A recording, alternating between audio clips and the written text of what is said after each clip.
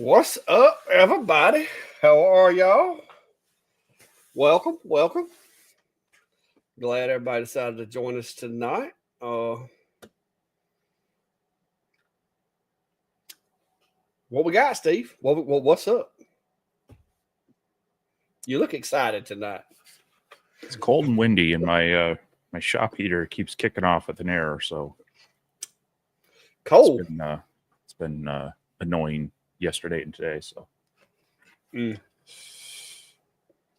so I'm waiting to hear a beep, beep, beep, beep, and I'm gonna have to run over there really quick before it does stupid things. Yeah, it hit 77 today, so it's a little chilly, but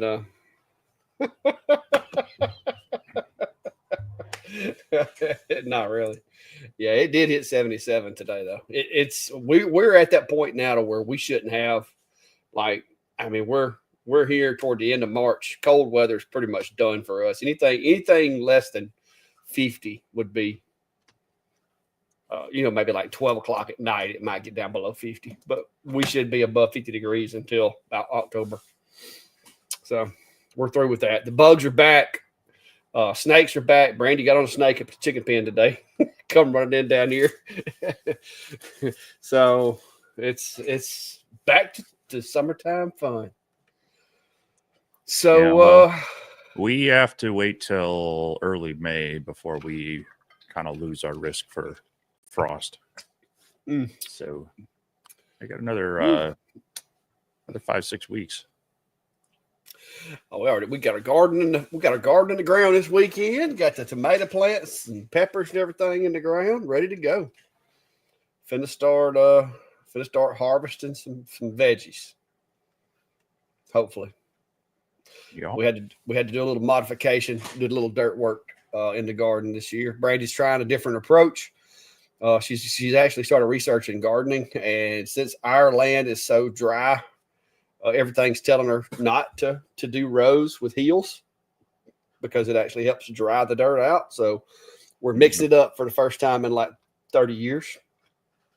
And we're not doing heels this year. We're just doing flat to see if that helps retain the moisture because it's so sandy here that it's just hard to keep it watered.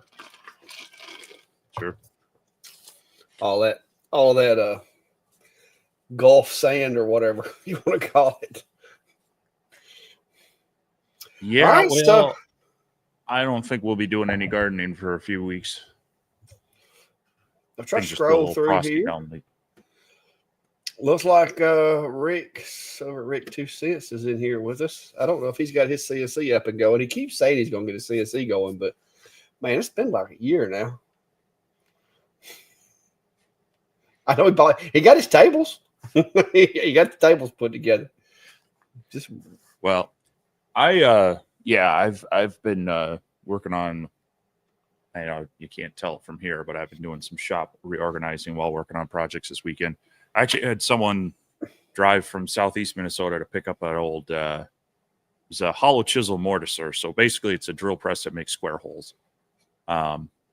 It's got a drill bit in the center, and then it's got like a 4-sided chisel that presses down into the wood. So it's basically mortise and tenon joinery kind of stuff. It creates a square hole. But I haven't used it in years. It was just sitting around. Threw it up on Facebook Marketplace. Actually had someone interested in looking at it before I came down to Workbench Con, but then we couldn't meet up. And had someone message me today, wanted to come look at it. They couldn't give me their money fast enough, so I got that out of the shop. And then had a friend come over today. We're swapping out his current laser for something a little bit different. And cool. Chatted with him, and I mean, kind of like when you went a little crazy with the mowing and the weed whacking, where you chopped off the plants. When you're kind of cleaning up, right? So I mean, got people coming over to the shop today. I figured I should clean up a little bit. So doing a little reorganization, but long story short, yeah, I really need to condense some of this wood because I want to build another. I want to move the CNC a little bit and build another workbench because as you've been hinting today with some of your shorts with that Fox Alien machine, I should have one showing up sometime this week, and also getting the wider extension kit for it in the long run. So I want to have a spot for it. And Yeah. I'm Well, kind of tired of moving machines on and off the CNC because I've got too much lumber taking up a wall space there. So well, for right now, I had to move mine from here. I was running it feel my here. pain. I was running it right here today, and I didn't have any dust collection hooked up to it. And oh my gosh, I made a mess. So I got the mess cleaned up, and I got Brady to come help me move it over there because, of course, I can't pick up but like 20 pounds. So me and Brandy 2-man lifted it and got it over there on the CNC. And for right now, I guess it's going to stay there. I can move it over to the toolbox because I've got the Jinmitsu. There's the Jinmitsu, the 4040 Pro right there. And I've cleared out a little bit of space right through there and moved some of my stuff off the shelf. And so I think I can scoot one over and have room. That way I'll have basically Jinmitsu, Fox Alien, and Spoko. But I need a bigger shop. That's what me and Brandon keep talking about. I've got to hurry up and get my shop built because, like you, I would love to have another place, another station with dust collection and everything set up. Like just maybe like have that table there and then another one over here. I would love to be able to do that, but because on top of that, toolbox is just not really the best ideal place for a CNC. Yep. But we'll get there. I had to move the Omni One UV laser off of the assembly bench because got the Atom Stack Craft on the test bench there, and as a matter of fact, starting out with a project on it instead of straight into a review, and so hopefully tomorrow ish I'll get the video out on this. That's a pre-finish. This is using some of that True Flat material, so 3mm material, and just kind of made some. I mean, there's other people who have these out there, but put my spin on kind of a spring Easter basket kind of deal. Yeah. It's big enough that you can put some treats in there, or kids could use it to collect some eggs on a hunt kind of thing, and you get the option of personalizing it and such. But the True Flat material worked really great for this, in the fact that it's very consistent in its cut. And once you're, you can just wipe off any of the residue, and then when you're done, it's really kind of a finished product. You're not painting, you're not finishing it at that point. So, it costs a little bit more than your typical 1/8 inch 3mm material, but you make up, and there was no lost material. It's very consistent, and I was pretty happy with how these came out. So I'll have like I say, I gotta edit the video. I'll have the files for these up on my Etsy store as well. If people are interested in making some spring Easter baskets on the laser, and it was a good first test for the 20-watt craft laser. So Trade Skillers is in the house, and oh my gosh, look at this guy. I ain't seen this guy in a month of Sundays. Like, I thought he done moved off or something. Like, man,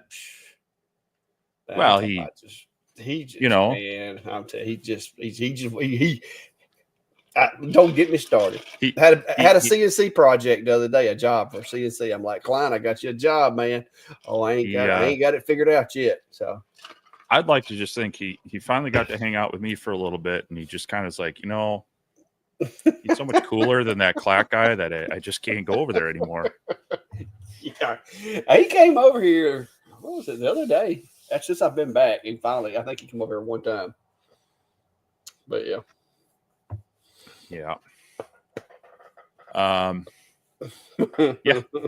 So I did release the Omni One video yesterday morning. It's kind of my initial reactions to it. I was in and out of the shop. I must have missed that part. So we've got David on a dog tag, Clack on a dog tag there.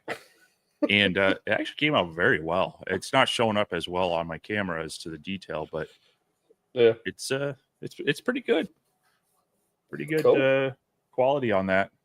I also had the Stormtrooper one, but I don't know where that went to. But yeah, that's a pretty cool laser. It's it people like it because it can interact with all materials. But just like any machine that's a jack of all trades, it's not necessarily the best laser for all materials.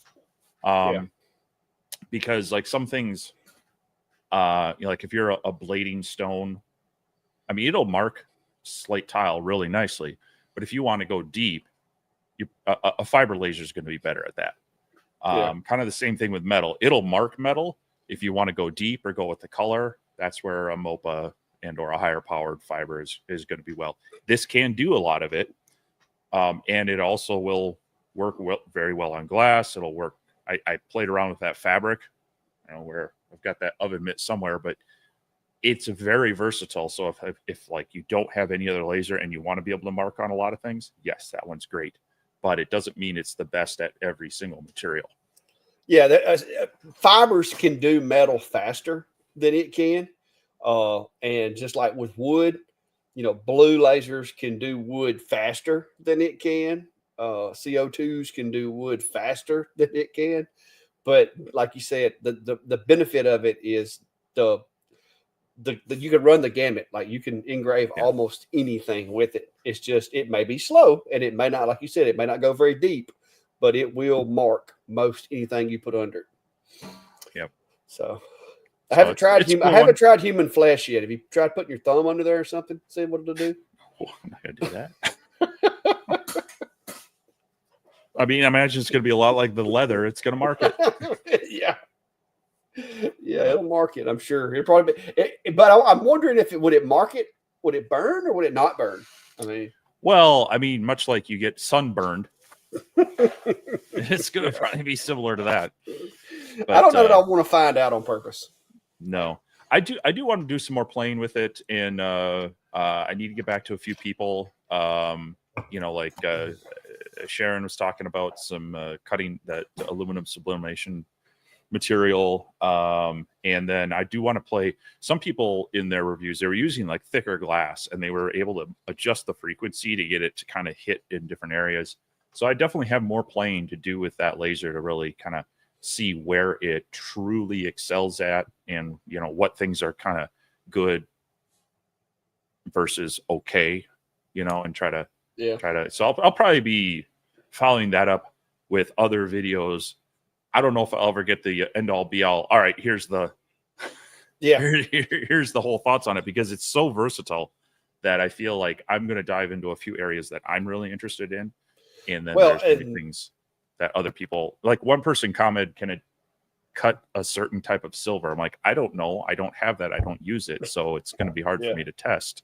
But yeah, it definitely a different addition to the shop, which has been nice to play with, but it's also, it's made me have to do a little more digging and testing. And well, one thing I'll tell you about that machine too, is because of its versatility, it also, because you have so many variables that you can tweak to come up with different combinations to get different results by having, the speed, the pulse, the frequency, the focus. Like you can mix and match those. Mm-hmm. There's countless possibilities with like any material. So I mean, you may get lucky and one day just find the perfect setting for some material. But if you were, intensively trying to find it, it may take you weeks or months of testing, because it's there's a lot of variables in there that you could change. Well, yeah, because make it do different things. So this arrived just before, like literally the day before I headed down to your place for Workbench Con, and I ran some real quick tests on it. And my initial tests on Baltic Birch, I was not excited about, because it was really a light colored engraving. It wasn't getting that nice dark engraving. I was like, I don't know. I mean, it does it, but is it going to be dark enough? And then when I got back, I started, like you say, at certain speed ratings, and then got that into a range where I was seeing them, and started playing with the Q pulse and things. So say the pulse on that actually benefits it on wood. I'll be right back. Go get your heater. he's got to get his heater. What's up, Rick? Hey, I was asking a while ago, where's the CNC, man? I mean, I've been waiting to see some CNC projects coming out from Rick's 2 cents over there. I ain't seen nothing yet. I mean, I really need to see some CNC content, because if you play your cards just right, you could actually release a CNC video before Steve does. Steve hadn't released one in a while. Hey, he can hear me talking about it. He can hear me talking about it. Dixie May, that was the he said that was the com marker Omni 1. It's a UV laser. It's only a 5-watt UV, but the way the UV works, it does a really good job on images and stuff like that, because the dot size is smaller than even a fiber laser. So it does some pretty cool stuff. Now we'll see how that does. Now, in fairness, I did just take delivery of this today. What is that? It's what exactly? You were mocking me. You were mocking me for not doing a CNC video in a while, and now I got to try to get this open. Is that like Aura mask? Yes. My gosh, that's a roll right there. What did you do? Buy a 30-pound roll? Well, they don't sell by the pound; they sell by the foot. I know, but the one I usually get ain't but about like maybe 6-inch roll. But it's like this is 50 yards of it. I shouldn't have to buy it forever. Yeah, you should. That should last you a minute, because I've got, I don't know, I'm probably down to about a third of mine, because I use it a lot. Well, I'm not sure where my other one is of the transfer paper. Yeah, now I've got some transfer tape, but I use for lasers. But yeah, my Aura mask, I've got a good bit of it left still. But it is probably about time to reorder when I get a little extra cash in my account. Got to pay taxes this week. Oh, gosh.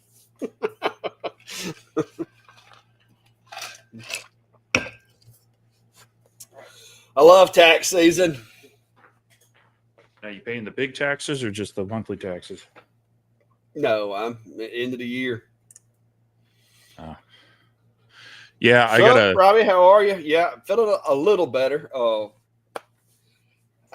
Still not 100%, but I'm better than I was. So I can't do a whole lot of lifting right now yet.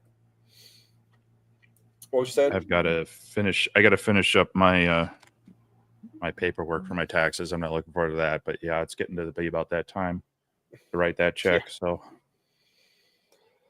Radu, you're not gonna see me doing any cartwheels. I can promise you that. You won't see me run. You won't see me jumping. You won't. None of that. Because my L4, L5 vertebrae right now they just got through going in there and rooting around with a stick the other day.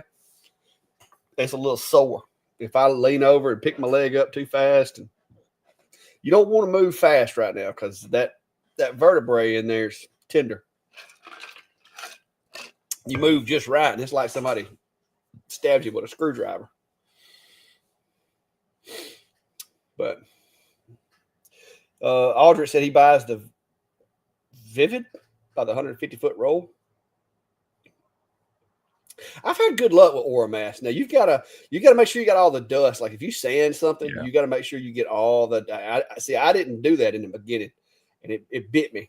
So I'll take a rag and some rubbing alcohol and like wipe it down. Like after I sand it, everything, I'll blow it off with the air hose real good, and then I'll take that rubbing alcohol and rag and wipe it, like cleaning it like glass, and then put the Aura mask on there. And since I've been doing that, I hadn't had a problem. But when I first started using it, I didn't do that, and it came off a lot.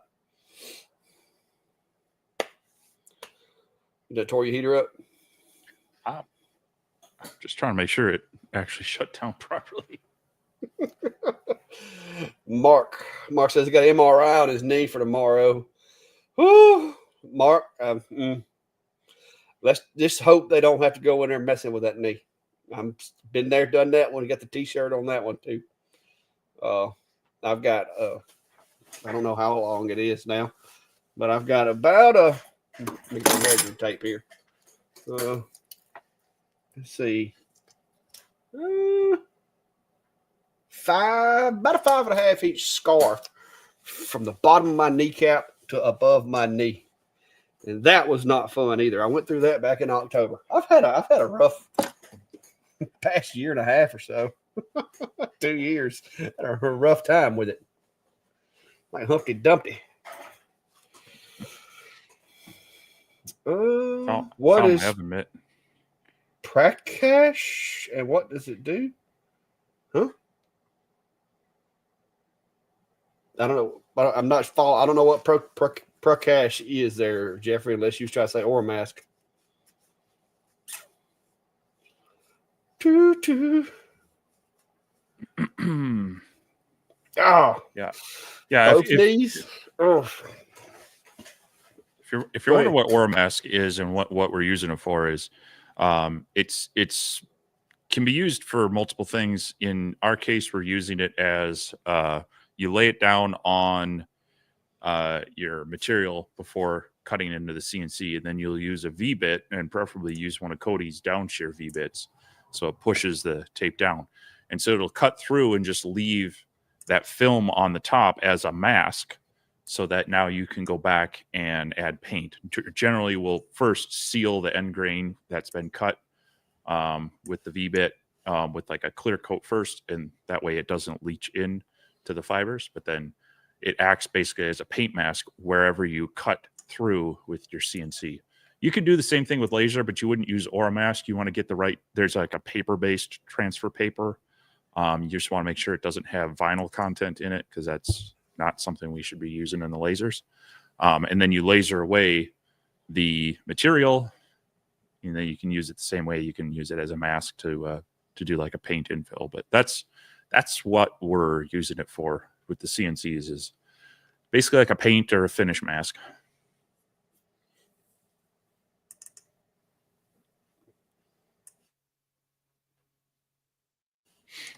Yeah, I may get this picture of her.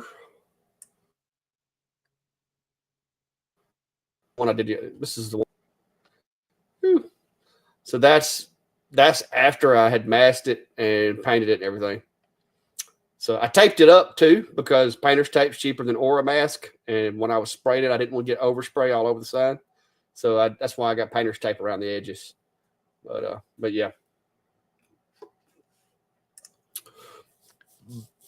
But that's what you do with it. I got a video too, but I don't want to try to load it while I'm streaming. I'll be crashed something. My computer's not. So yeah. Anyway, I needed some of the doing great that stuff, and when I was shopping for it by the foot, that was the cheapest way to get it. And based on my past use of my other transfer tape, I was like, well, eventually I'm going to run through this. So I bought the longer roll, even though it was a little bit more, but per foot it comes out better. But yeah, I'll be using that on a couple projects coming up. Just had to place some orders for stuff and put it on there. Mark is asking, what did I have done to my knee? ACL. And no, I wish I had had the ACL done. According to my ortho dude, I would have been better off had total knee replacement done. What happened was I slipped at the boat ramp and folded myself backwards like a pocket knife, and ended up having a 60% tear in my quadriceps tendon, which is the tendon that goes from your thigh muscle down to the top of your kneecap. I detached like 60% of it and was only like 40% holding. And so they had to go back in there basically and winch all of it together and then stitch it with Kevlar string. They had to put some kind of plastic retention device in the top of my kneecap with screws. It's a mess. But they put it back together and supposedly it's fixed. It don't work like it used to, but hey, whatever. I don't plan on joining the Olympics anytime soon anyway. So as long as it gets me by, I'll be all right.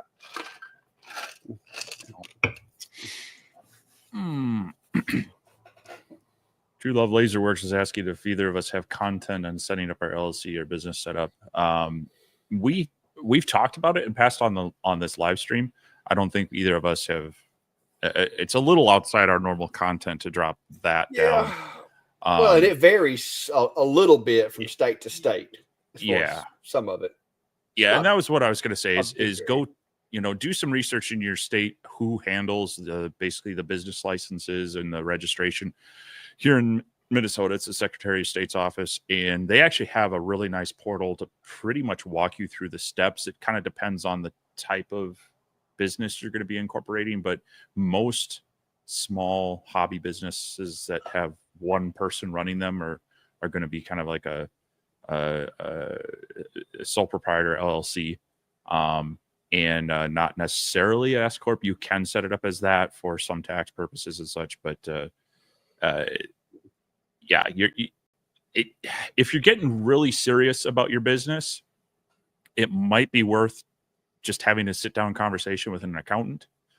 They can give you some more specific to your area advice, your state and your area of things you might need to do. Because in some cities, you also have to register with the local city for like a business license, and then you also have to worry about tax collection and such. And so an accountant in your area would probably be hopefully they can maybe do a free kind of just get to know you thing, or an inexpensive just consultant for an hour on setting it up. But most states have some sort of portal that will help you identify what you need to do. And oftentimes they've been trying to make it fairly simple. You don't necessarily have to, use a service to, to do it for you. It just depends. Well, one thing you might want to look into too, I don't know where you're located at, but your local chamber of commerce or some type of business organization in your area, if there is one of those nearby that you can reach out and talk to, a lot of times there are nonprofit groups or small business groups that will actually sit down and like help you go through it, especially if you happen to be a female. Because we have this organization here in town that, like, if you're a female business owner, like, they'll do stuff for you, and it's through federal grant money, so it may have changed, past 6 months or so. But there's a lot of organizations out there that would be willing to, to help you that are government funded or state funded or something like that. Especially like in rural areas, a lot of times, especially where there's not a lot of like small businesses, those things exist to try to help small business. And I know this because of, like I said, my work with the Chamber of Commerce here and some of our business organizations. But yeah, I went through online with a lot of mine when I first did it, but it was because I was in a hurry. I had let it grow to the point to where I needed it done. I needed it done right then. And so I went and done a lot of it just through, what was it called at the time? Crap. Can't remember. But for the most part, you're going to need your business. What? So like LegalZoom or something like that? Yeah. That was it. LegalZoom. But for the most part, your LLC, your EIN for your federal taxes and stuff like that, you're going to have to, if you're going to trademark your logos and stuff like that, you're going to have to do the trademarks. If you start to try to do trademarks on a federal level, be ready, because you're going to come off some major coin when you get to that part.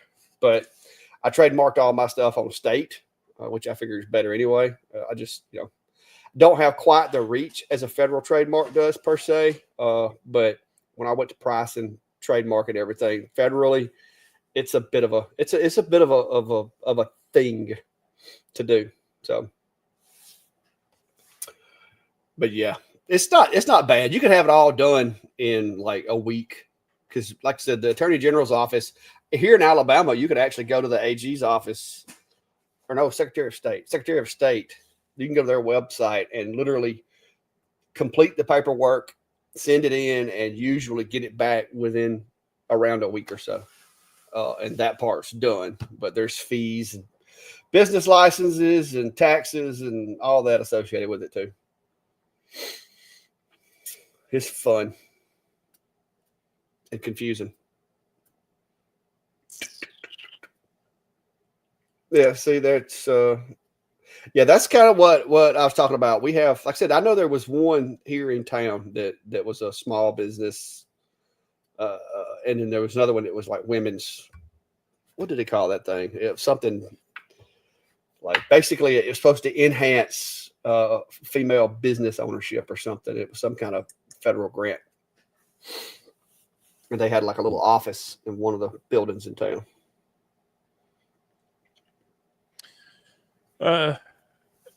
JR's asking, do you either of your Omni 1 red dots, the focus align with the work area center? Mine is not 1 or 2 inches high of center on the Y. Mine didn't.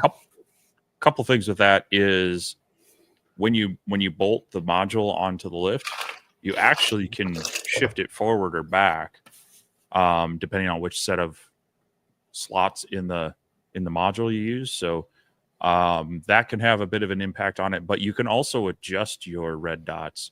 There's a couple of set screws or cap head screws that loosen it up, and then those two red dots can move around. So you can play with that. I actually had to adjust mine because when I checked the focal distance based on the measurement versus the actual red dots, the red dots weren't coming together when it measured at the right spot. So I had to do some adjusting there. So you could adjust both of them, kind of bring them to a different spot on the work area. So just look for those. Yep. There's like a cap head screw or a set screw just to the right or left of each one of them. And then you can make those adjustments. Yeah, you can take a piece of painter's tape, works really good, and go into the software and just like put something on the workbench and put that. Or you can even put as long as you know your settings, you can put the painter's tape on the bed and just set you like a little crosshair in the center of the work area in Lightburn and send it. And when it makes that little crosshair, then you would loosen those two little red lasers and just point both of them to the center of the crosshair. And that would do two things. You would set your focus. Now you need to confirm your focus first.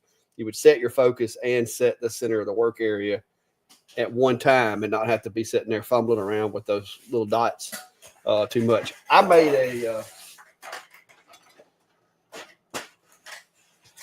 I don't trust those all the time. So I made myself a little focus stick right here. And this is 276 millimeter focus. And so I can put that under here. And as long as that touches there and touches my material, I'm focused. So I saw some folks that did like a chain, like one of those little dog tag chains, little balls. That's pretty slick because then you just let it down until the little ball touches it and you're set. Sure. But I prefer just to do the little plexiglass or clear acrylic stick. Yep. There's always a few different ways to do it.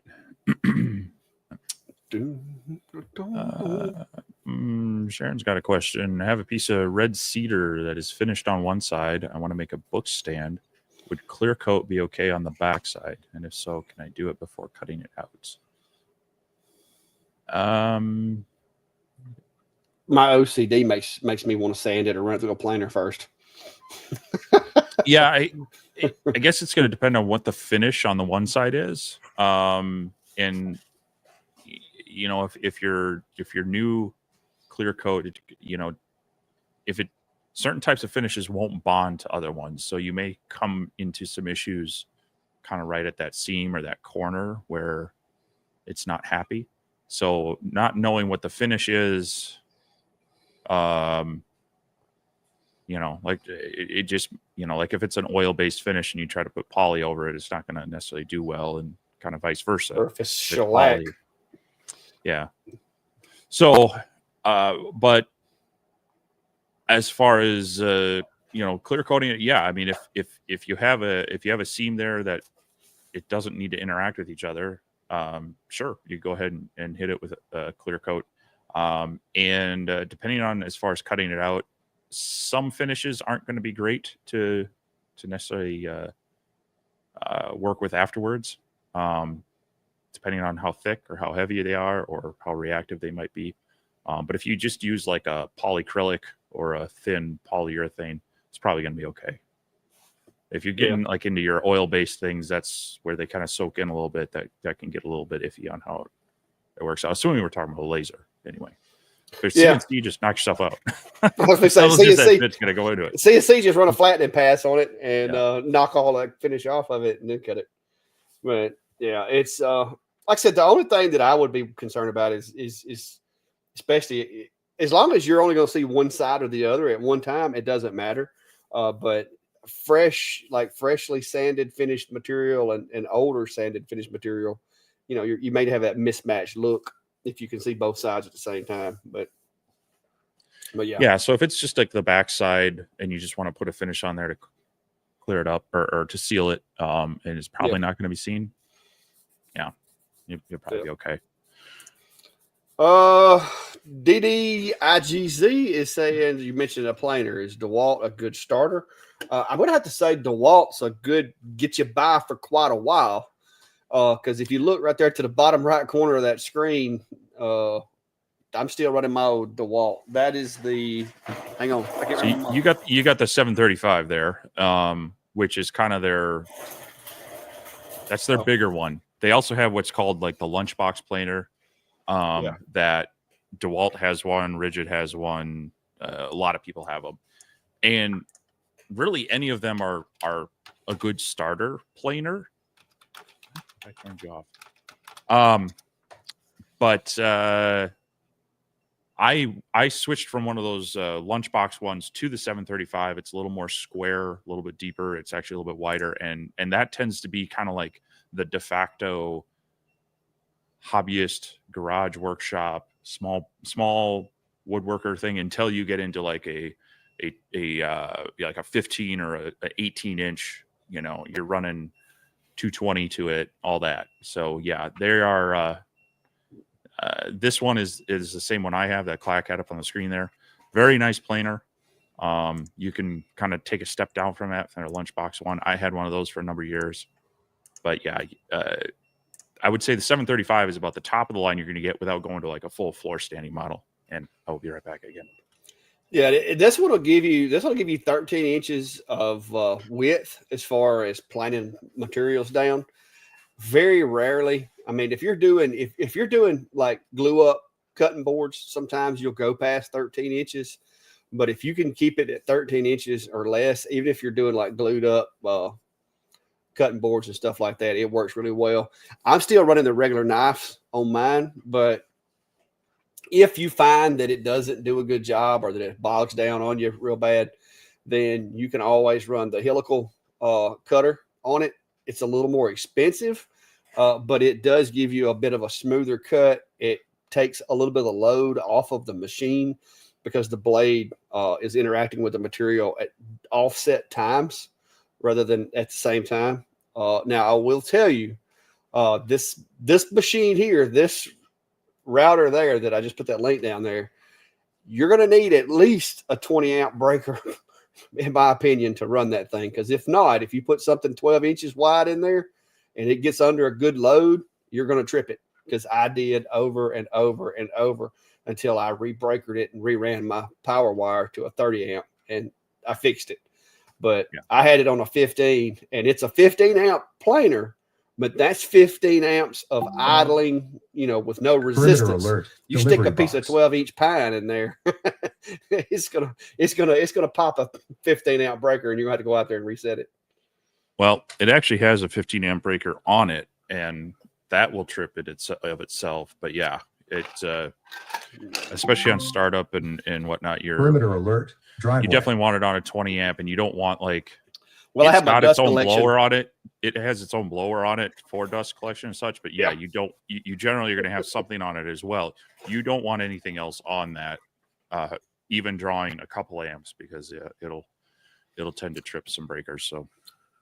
And it's loud. Wear your hearing protection. So, because I got a set of earmuffs hanging on the planer over there, because you fire that thing up in this building, it gets loud. AGT's asking Steve, have you made light boxes with 3D printers? If so, what do you use for the lights? I've made a couple of them, and I just use your typical LED light strips that you can kind of cut into sections.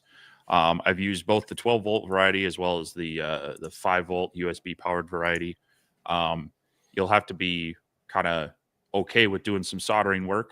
And I did a video on soldering those lights. That was a video basically on my enclosure, the original one for the X-Tool D1, that I kind of talk about how to solder them up. So it's the same setup there, but I've just used those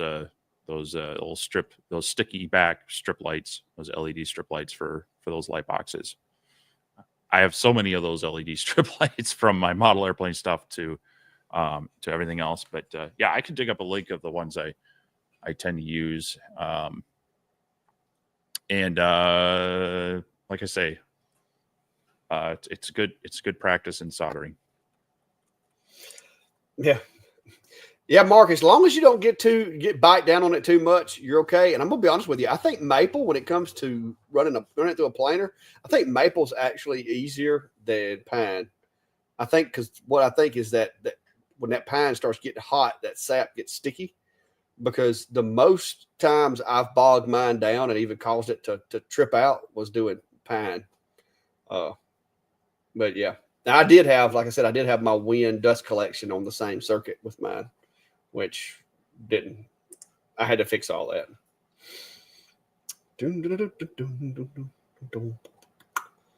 AGT's asking, do you have a link for what you use, Steve? Yep. Yeah, just drop that in there. So these are the USB powered LED strip lights, which are kind of nice. I mean, most everybody has either those portable power units or they have the plug-in adapters. Otherwise, in the past, I've used 12-volt ones, and then I've had to get 12-volt power adapters. These are just a little more flexible in how you use them. So, or a whole pile of AA batteries. Yeah. Well, those ones that come with like 4 AA batteries in a little clamshell. Yeah. So, yeah, Jack, I've used some of the pucks in some of the just the boxes that need a little ambient light. But when I do like the 3D printed, the backlit ones, I usually get those light strips because inevitably I'll have a corner that needs a little extra light or something like that. So. Yes, I have ordered from JDS. Matter of fact, I got a whole pile of clear acrylic over here I got from JDS here a while back. I have started using JDS and Johnson Plastics and Johnson Plastics is where I got the acrylic. JDS is my buddy Tim uses them over at the trophy shop, and they have like a lot of the, what did I get from them? Oh, it was the anodized sheets of anodized aluminum I got from JDS. So yeah, but Johnson Plastics is where I got my acrylic. Phew. But yeah, my buddy Tim uses JDS Industries a lot. He orders tumblers from them. He gets like a lot of, they have some magnets in there that are really cool that I use with the Thunder machine that he has, that are really strong magnets that have plastic or rubber around them. And I use those with his machine when I build the jigs for the honeycomb. I have holes cut in the jigs where those magnets like sit down in the hole and hold it still. And they come from JDS. As a matter of fact, I've had them in my cart for I don't know how long now, waiting for them to come back in stock. And they keep saying they're out of stock. So, but yeah, this is JDS up here. So yeah, they have a warehouse. I think the closest one to me is in Atlanta. I think that's it right there. Yeah, Atlanta, Georgia. So they have a warehouse in Atlanta, but every time I go in here to try to buy something that I want, it seems like it's not in stock. But they have those, like I said, the magnets that work really well. This is not them. But all kinds of different material, but you can get blanks and stuff there. I know my buddy Tim, he uses their tumblers a lot in his place. And that's where I actually found out about them, because I asked him, oh, there's these magnets. These are awesome. And every time I go in here, my little warehouse has 0 available. I need to just order a couple of them and wait on them to show up. But these magnets right here with this little flip over thing are awesome for using, like, to hold stuff onto your honeycomb. But yeah. But they have laserette, they have metals, like if you're doing trophies and stuff like that, they have those. They have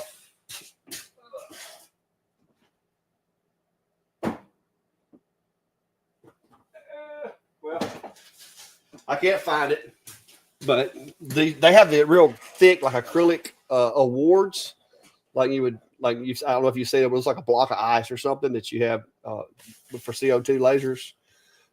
He did a whole bunch of those here a while back, and I've got a couple of test ones over here.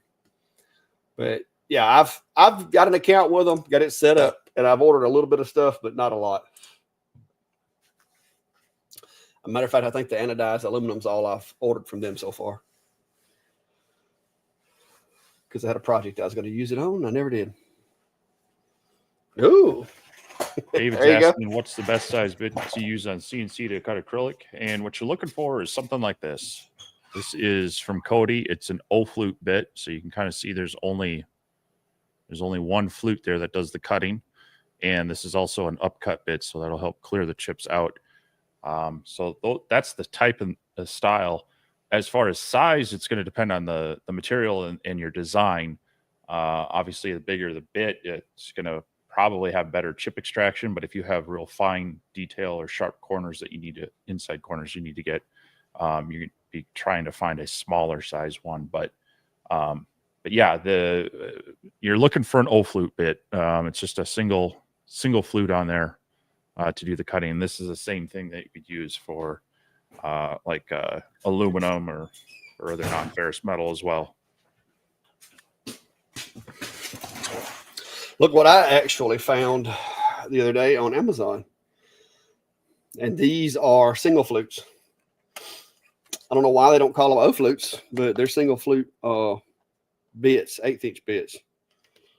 I got them for testing these machines because I fell in love with Cody's O flute.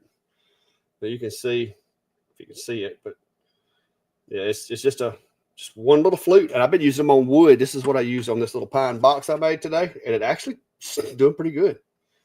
And this was like $16 for however many of them. I guess 10. You should never trust a company that can't use the right terminology. It just says, it says right here, 10 pieces of nano blue spiral upcut single one flute. And I was like, and I got to looking at the pictures, and I'm like, that's an O flute. But yeah, look, I mean, it's a single flute. And like I said, they actually have been doing this. It's an upcut. I mean, it's everything me and you needed, for, like, you could cut acrylic with these, aluminum. Like if you're going to cut anodized aluminum sheets or whatever. Now I have gave up on aluminum with the Cubico. That thing's just not rigid enough. That 3D printed gantry just can't handle it. But yeah, like I said, I cut this today. I was running 80 inches per minute on the Fox Alien with an 1.5 millimeter depth of cut at 80 inches per minute on the Fox Alien earlier. Made this little tray out of some pan. But yeah, I just happened to find those on Amazon, and I was like, huh. Because I've been telling Cody he needs to come up with like a 1/8-inch, like small CNC, like a hot little small CNC, just a kit, like all the bits in it. I think that would be awesome. But because I love the bigger bit. I mean, but some of these small machines just can't handle a 1/4-inch bit. If other people are like you with their 1/8-inch bits, he'd be in good business, because those are the ones you seem to break all the time. Oh yeah. I've broke several, which is usually like today. I was like, man, I got 10 of them, so I can push them hard. And so I started out at like 40 inches per minute, 60 inches per minute. 80 inches per minute. Then I went like half a millimeter, 1 millimeter, millimeter and a half, and I was at a millimeter and a half at 80 inches per minute with a 40 inch per minute plunge, and it was cutting like butter. And I'm talking about throwing nice little chips out there. And I was like, okay, that's good enough for this little machine. That is plenty. Because I was impressed that it was actually cutting as smooth. And I was watching the bit to look for deflection. It actually wasn't deflecting. The chips were coming out. The bit wasn't screaming, or I mean, it worked out good. So I was shocked. Now I needed to get in here, sand a little bit more in the bottom of this box, but considering, I think it turned out pretty nice.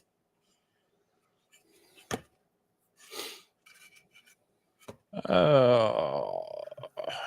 you go. Robbie's. Oh, we both clicked the same one, I think. No, nope, I don't know. I was clicking on a different one. Click it. Robbie's saying the looks like the price will be revealed tomorrow for the X-Tool metal fab. Yeah, I'll be interested. I'll be curious to see what that comes out as. Because let me see here. All right, let me bring this up here.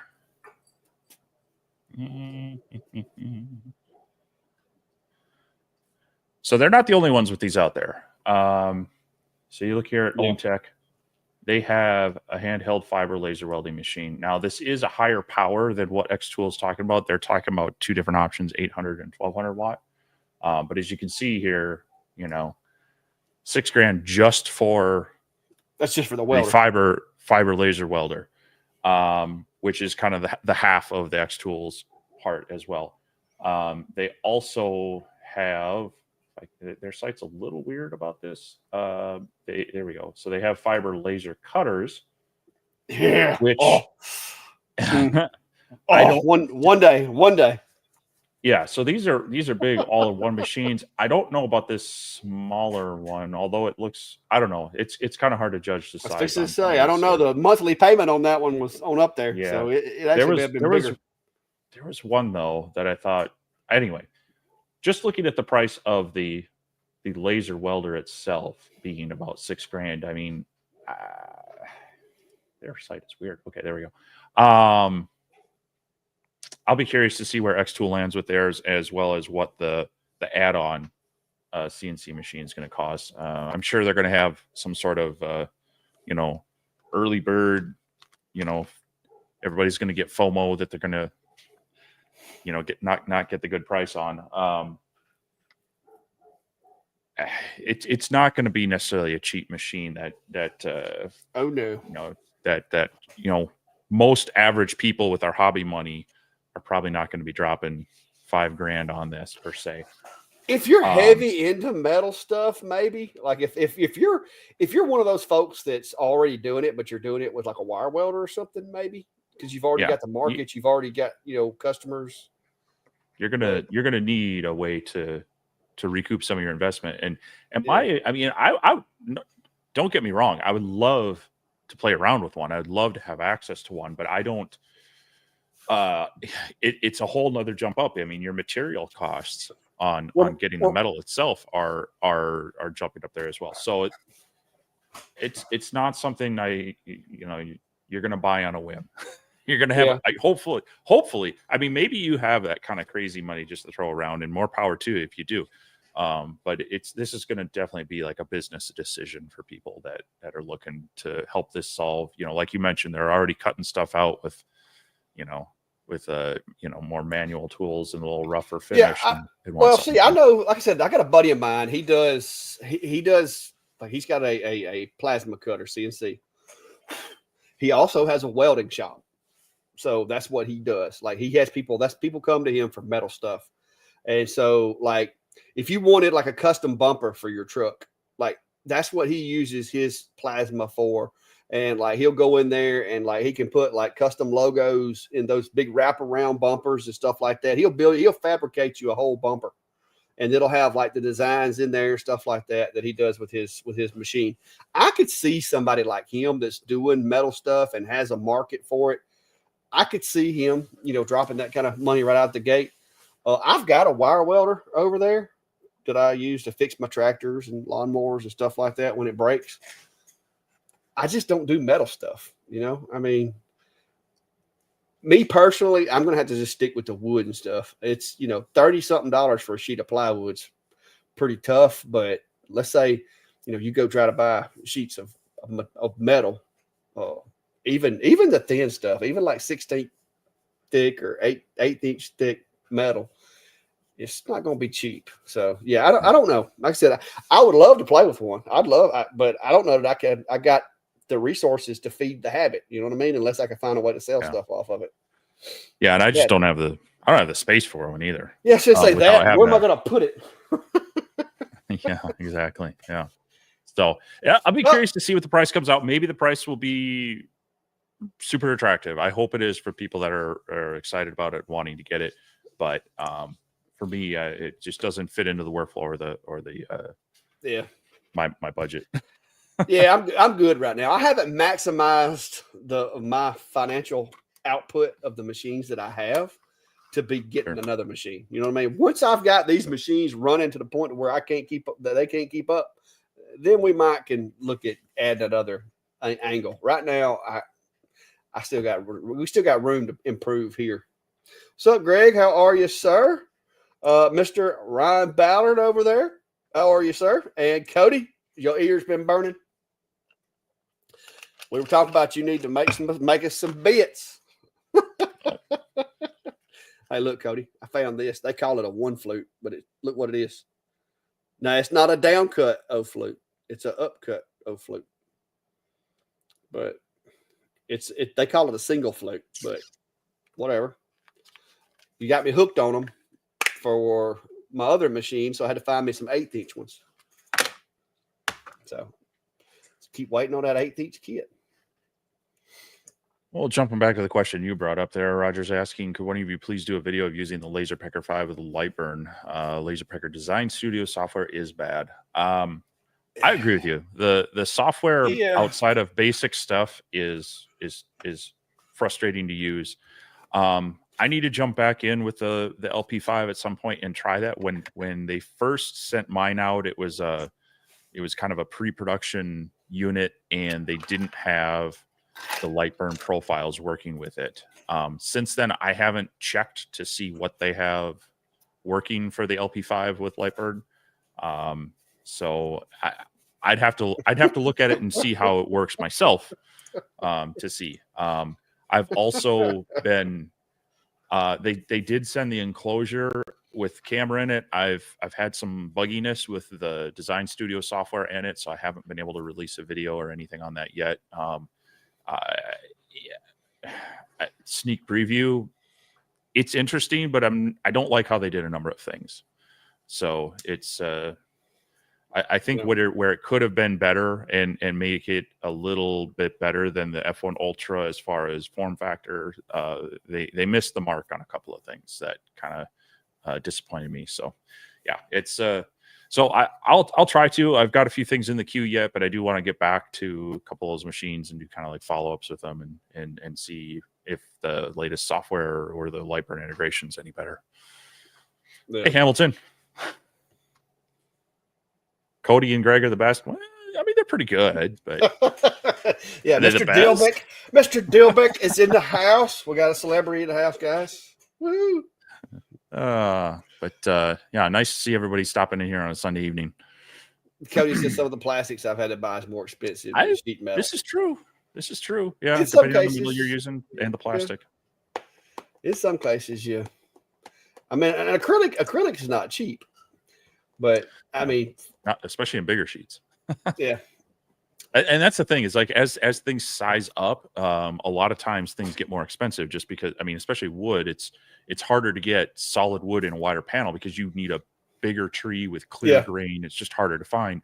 It's kind of the same thing with metal and plastics. You need a bigger machine to make the castings or the extrusions and such to do that. So unfortunately it does tend to, and then delivery charges on top of that. It just, everything snowballs into more cost. So news fans asking, what Fox Alien did you get? And Well, it's the now I should Aren't ask you them prepared?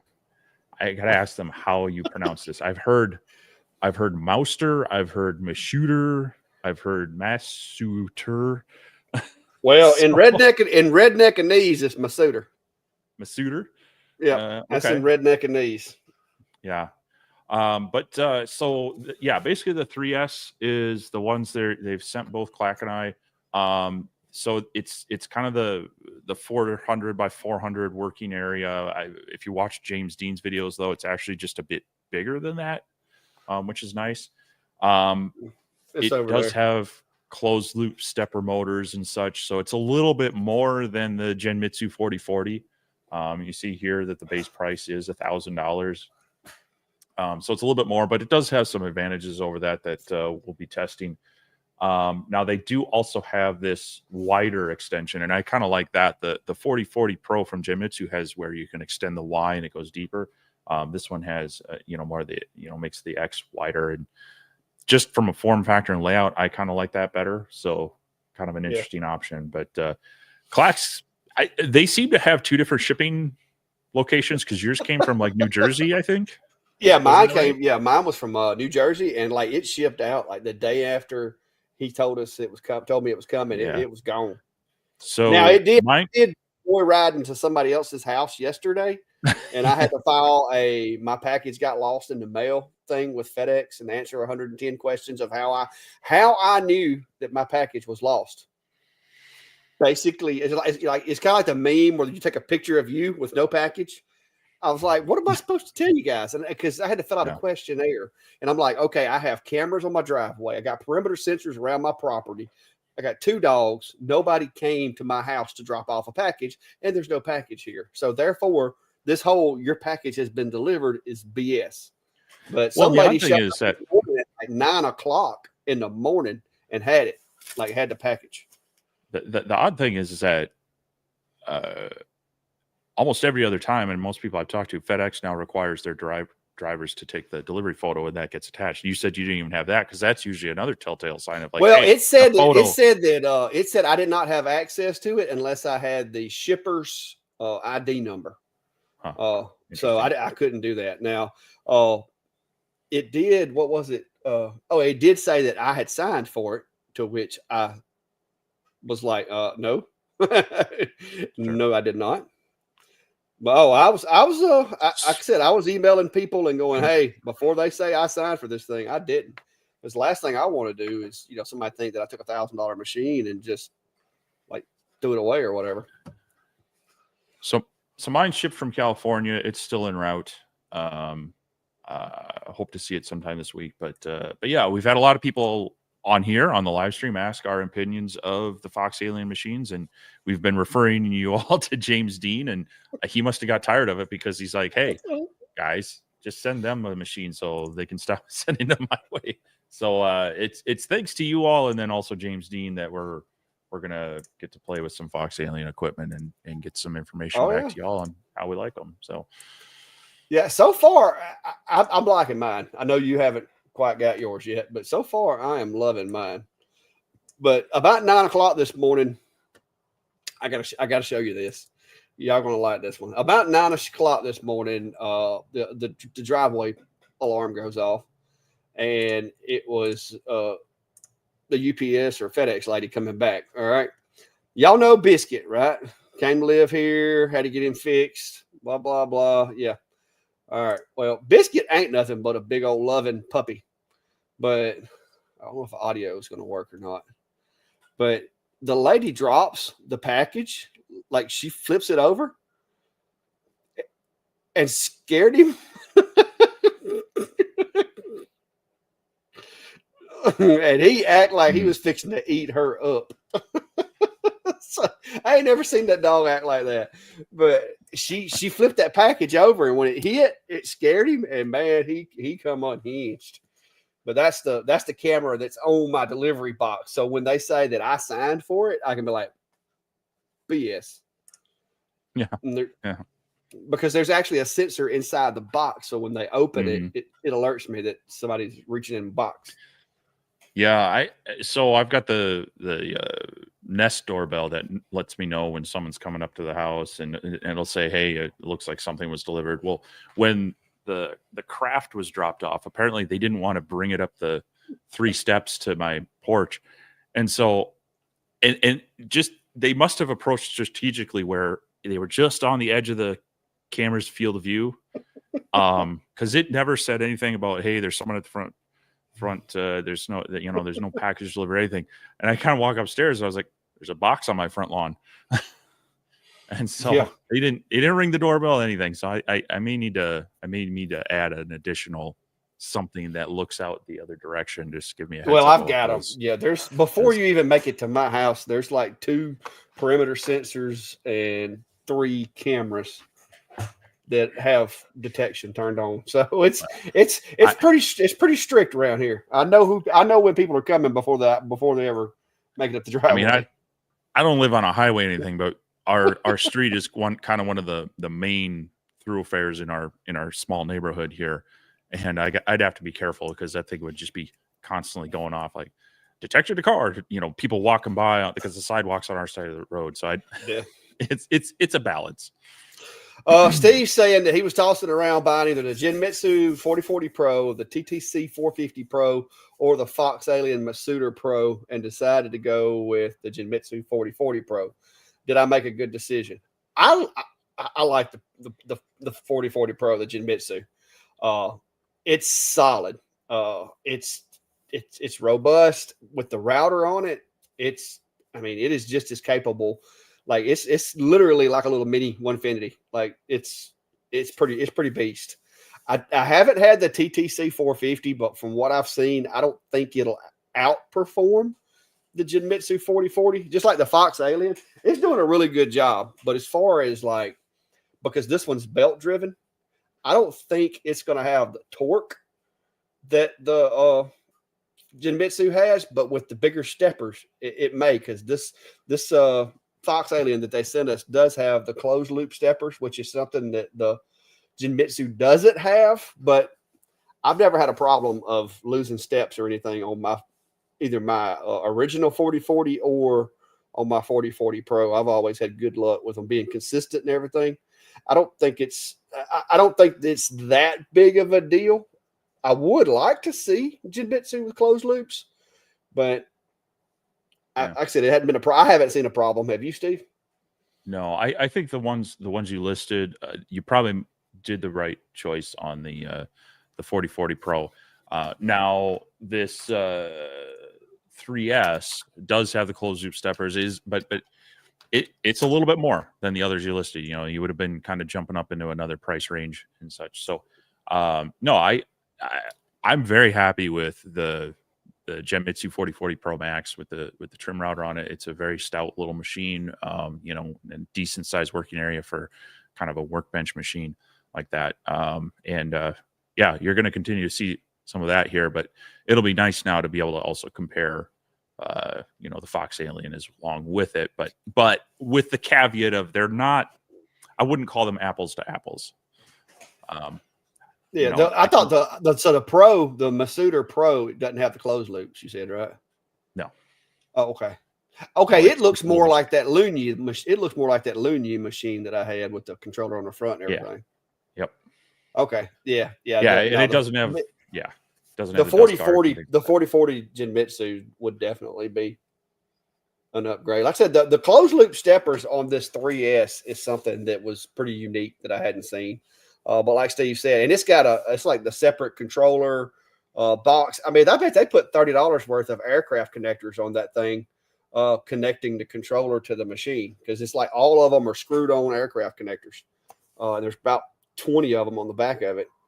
But so far it's a good machine, but it is more expensive than what the 4040 Pro would be. Yeah, because if you added the router to the one that the 3S, if you added the router to it, it would be well beyond price difference wise. But no, I love my little 4040 Pro, and that router that they came out with is just pretty awesome too. Yeah, my second one is. Yeah, you got a dud with the first one, didn't you? I had a fluke with the first one. I don't know what happened to it. It was, but now, and in fairness, it was on a long 3D carve. But it wasn't brushes, it wasn't switch, it was something deeper in, just kind of burned out on it. So Mark is asking, does any CSC software have a Lightburn type cut and print function for longer through type projects? It's called tiling in CNCs, but yes, they do. And it's an operation, but it can be done. mm-hmm. Yep. And VCarve allows you to tile even with standard VCarve, right? You don't have to have Pro to tile, right? No, I don't. That's a good question. I don't remember for tiles because they do limit certain functions with that. You could manually create a tile, but that takes more work. I'd have to look to see if the desktop version does that or not. But, Travis mentions, I just want an X-Tool S1 XL. Give me the S1 with a 24 by 36 inch work area with a camera with auto feeder that is wider than 18 inches. Yeah, I love my X-Tool S1 as far as laser. You know, it's kind of set up in one of my permanent spots down in my basement shop. I started using lasers before cameras were a thing with them, and so I can love it or leave it with them. And I think their crosshair alignment tool is one of the best non-camera setups. I mean, at first, both you and I were kind of like, "How's this going to work?" Yeah, at first I was like, "Man, X-Tool messed up by not putting a camera on there," and then I used it. And I'm like, "Okay, all right." But yeah, so I love 24 by 36 inch work area would be kind of the sweet spot that I would love as well. I'm not a big fan of the auto feeders though. No, give me a big bed or just leave it alone. Yeah, they're just to me they take up more space. I mean, you basically have to free up the space for a larger machine anyway, because you have to have the front and the back. It also opens up your area, so you better have a really excessive airflow to make up for it. That's the I know problem. It works for some people, but for me, it's that's one of those I don't need it kind of things. Yeah. Did you get that bed that comes with the craft, that Adam Stack craft behind you? No, all I got was the base laser, which I'm glad that they didn't. I keep telling Adam Stack to quit sending me those things. I think after my review video the other day, maybe they got the hint on that I don't like those things. But yeah. Let's see. I saw somebody else had something else. It was asking a question about. There it is. Ryan said he's been playing with the 4040 Pro and he is impressed. Yeah, it's a stout little machine. Now, speed, like being fast, it is not. But you can plow through some material with that thing, and it's not going to bog down. It's not going to slip. I mean, it'll just push on. Yeah. So. Rob's saying, "Hey guys, I finally got out of We Create Hell. I'm big league with an Ohm-Tech 162460 watt. Wow. Back problems suck. I had an L4S feature last May. That's how I got into lasers. Yeah, that's a big jump from the We Create to the Ohm-Tech. Yeah. So I can imagine you're happy with that. The Ohm-Tech was, when everything worked, it was an okay machine, but the We Create. The We Create.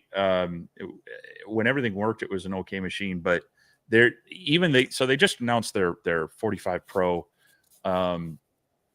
At their 45 watt Pro, and I've seen a couple of videos on it. They still haven't addressed a few of my concerns on it. One of the biggest being the unidirectional lasering. Well, don't you think there's no coincidence that we've gotten pre-releases of the other two machines and we didn't get this one? Well, they've threatened to send me one, and if they do, it's going to kind of probably end up being like your video the other day, like, hey, here's a few things that are nice about it, but you really annoyed me. On the unidirectional engraving just cuts your speed in half, and they're all the electronics look to be about the same. So I'm sure their Wi-Fi board is still that ancient one that can only connect to the basic of basic SSIDs. with no spaces the or underscores. Yeah, or no anything? spaces, no capitalized, no dots, no anything, just a straight, name. Their exhaust port on there is still way too small. Um, and I don't know. I just feel like it for calling it a 45 Pro, and a lot of the existing users are saying, why would I upgrade? And unless they have one of the original 20 watts, then jumping to, honestly, I would tell them at that point, just stick with a 40 watt, save yourself a few bucks. It is a little bit bigger, but I don't know. We'll see. It's just not the form factor of that one. The lifting body's cool, but now it makes it harder to get in and out. And it's just, I don't know. I wasn't my favorite machine. Their software was okay.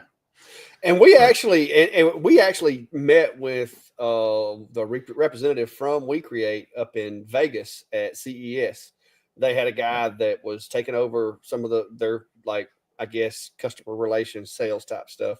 And me and Steve met him at the event, and we talked for probably a couple of hours, and we laid it out on him and told him, these are the problems that you have with your machine. This is what you do well. This is what we like, but this is where your machine falls short. And the guy said that they were going to address those issues. Whether they have or not, I don't know. But I know I've been watching a lot of the videos that are being put out with the new machine. And every time they show the machine actually working, it's sped up. So I can't tell whether it's in omnidirectional or bidirectional scanning or anything. Because that was a big one, is you could only run it in single direction unless you ran Lightburn. Then you could override it, but then in Lightburn, you'd actually push the machine a little bit beyond its capabilities if you weren't careful. Yeah. But yeah, it's a decent machine. I got a buddy of mine that loves them. He's got my 20 and my 40 watt. He uses them to make cutting boards, and his wife a hairdresser, and she sells his cutting boards in her hair salon, and he loves it. But he's never used any other kind of machines either. So that's what he learned on, and he loves them. So he keeps them because I told him, I was like, I don't need them down here. Yeah. Yeah. So we'll see. Like I say, if they do send one to me, I'll be honest about it. But from what I've seen from some of the other videos, I don't think they've corrected many. They've just made it bigger and a little more powerful. I think maybe one of the things they fixed on it was maybe made the module easier to take on and off. But yeah, for cleaning. Yeah, because I remember you told the guy, you're like, I don't like having to flip my machine upside down and clean it. Well, I mean, there's some people who have, that's a heavy machine. And like this guy people, right now. Yeah, there's people who have limitations, and they can't be just to clean, which is, cleaning that module is something you should do fairly often. To have to tip the machine on end to access it is just, who thought of that was okay? I don't know. Yeah. Had enough okays asking if they make a collet nut to fit a Makita for ER11 collets. I don't think so, but I know you can get Genmitsu's router, Fox Alien's router, Carbide 3D makes makes a router that all have ER11 collets.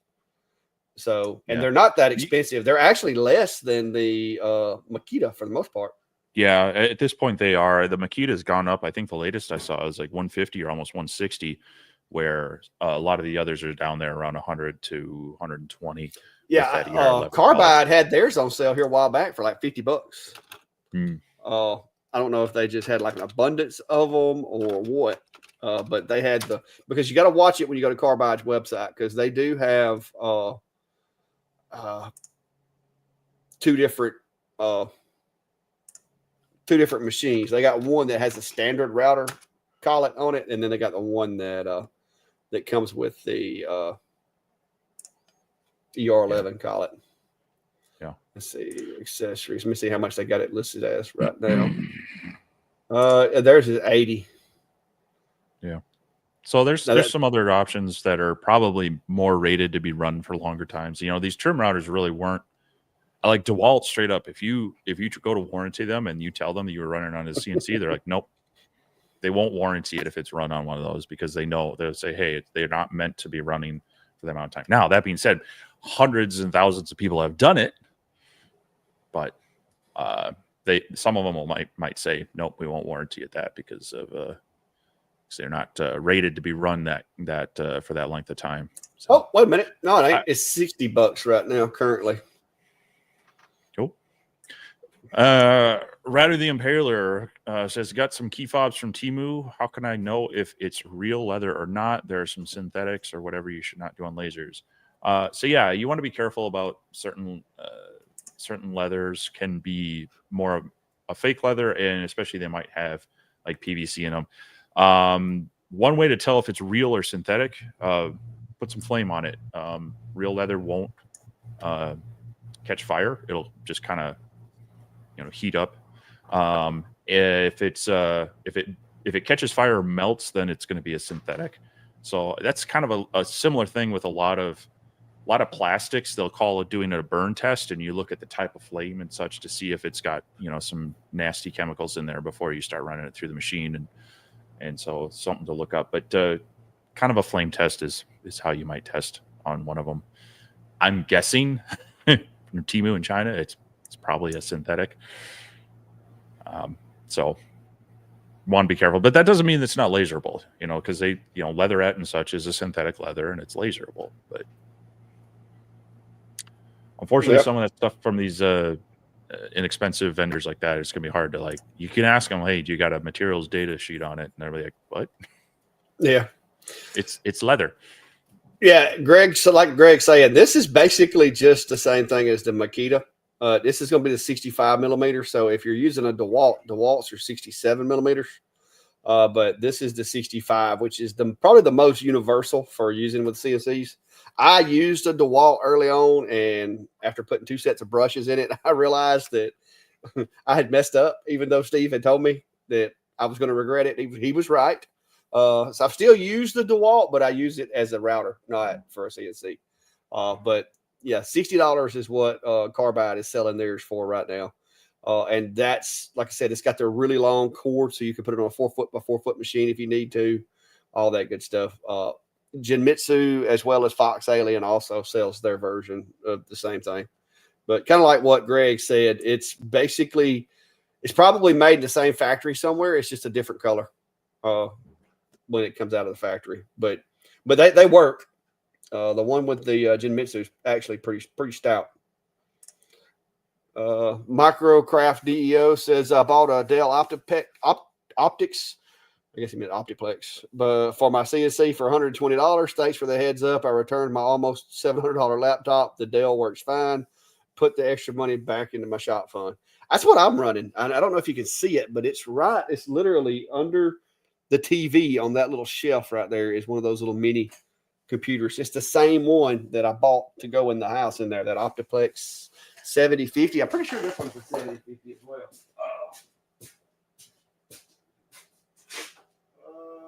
Yeah. Oh.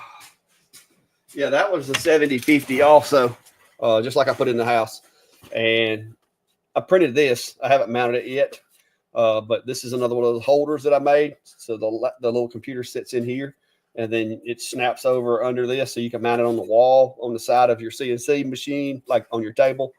So if I wanted to mount it to the side of my table, and it's ambidextrous, so you can mount it on this way, or you can mount it on this way. It doesn't matter, because both ends are open for cabling and buttons and all that.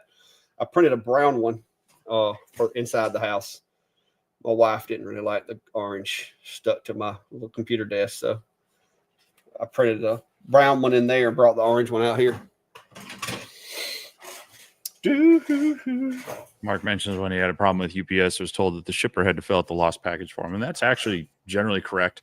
The contract is with the person who paid for the service, and not necessarily the customer is going to receive it. So that does kind of suck. I've had that happen where I've shipped things out. People are like, "Yeah, I contacted the post office, and they said you'd have to take care of it." And so unfortunately, that is generally true, but if you have enough of the information, a lot of times, they'll get involved if they can track it down, because the quicker they do it, the quicker they can retrieve the package if they did truly misdeliver it. So give me a minute. I'm not going to advertise this Multicraft, but since you're in the video and you're always in here, give me a minute. I'll put that thing on Google Drive and give you a link to it. But it's going to take me just a second to get it uploaded. and I'll get it up there for you. But yeah, I've got. This will just be the STL, of course. I'm sure you know what you're doing.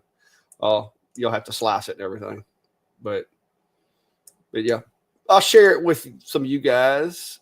It'll probably end up in my Etsy shop eventually, but it's not there yet. So we'll do it this way.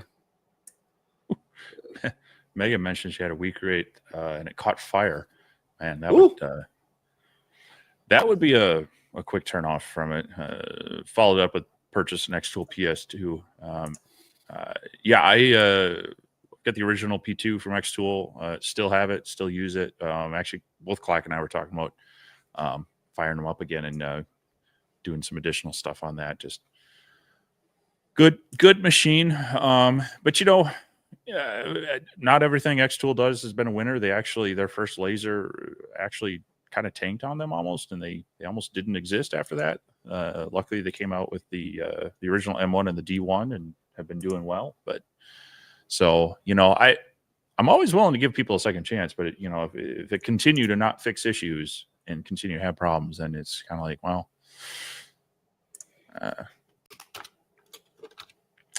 also the fact that I understand this, but at the same time, like, you know, they want you to keep the original packing materials. And man, these things come with such big boxes and big chunks of styrofoam that I don't know where you put that.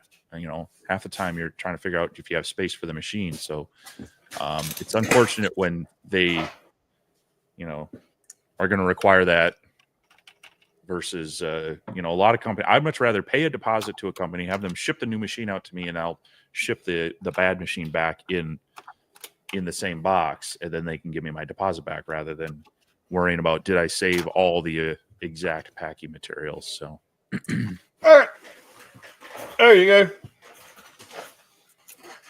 There you are. Like I said, I printed this one on like what do they call it? Strength. Like this in the bamboo slicer, you can change it to strength.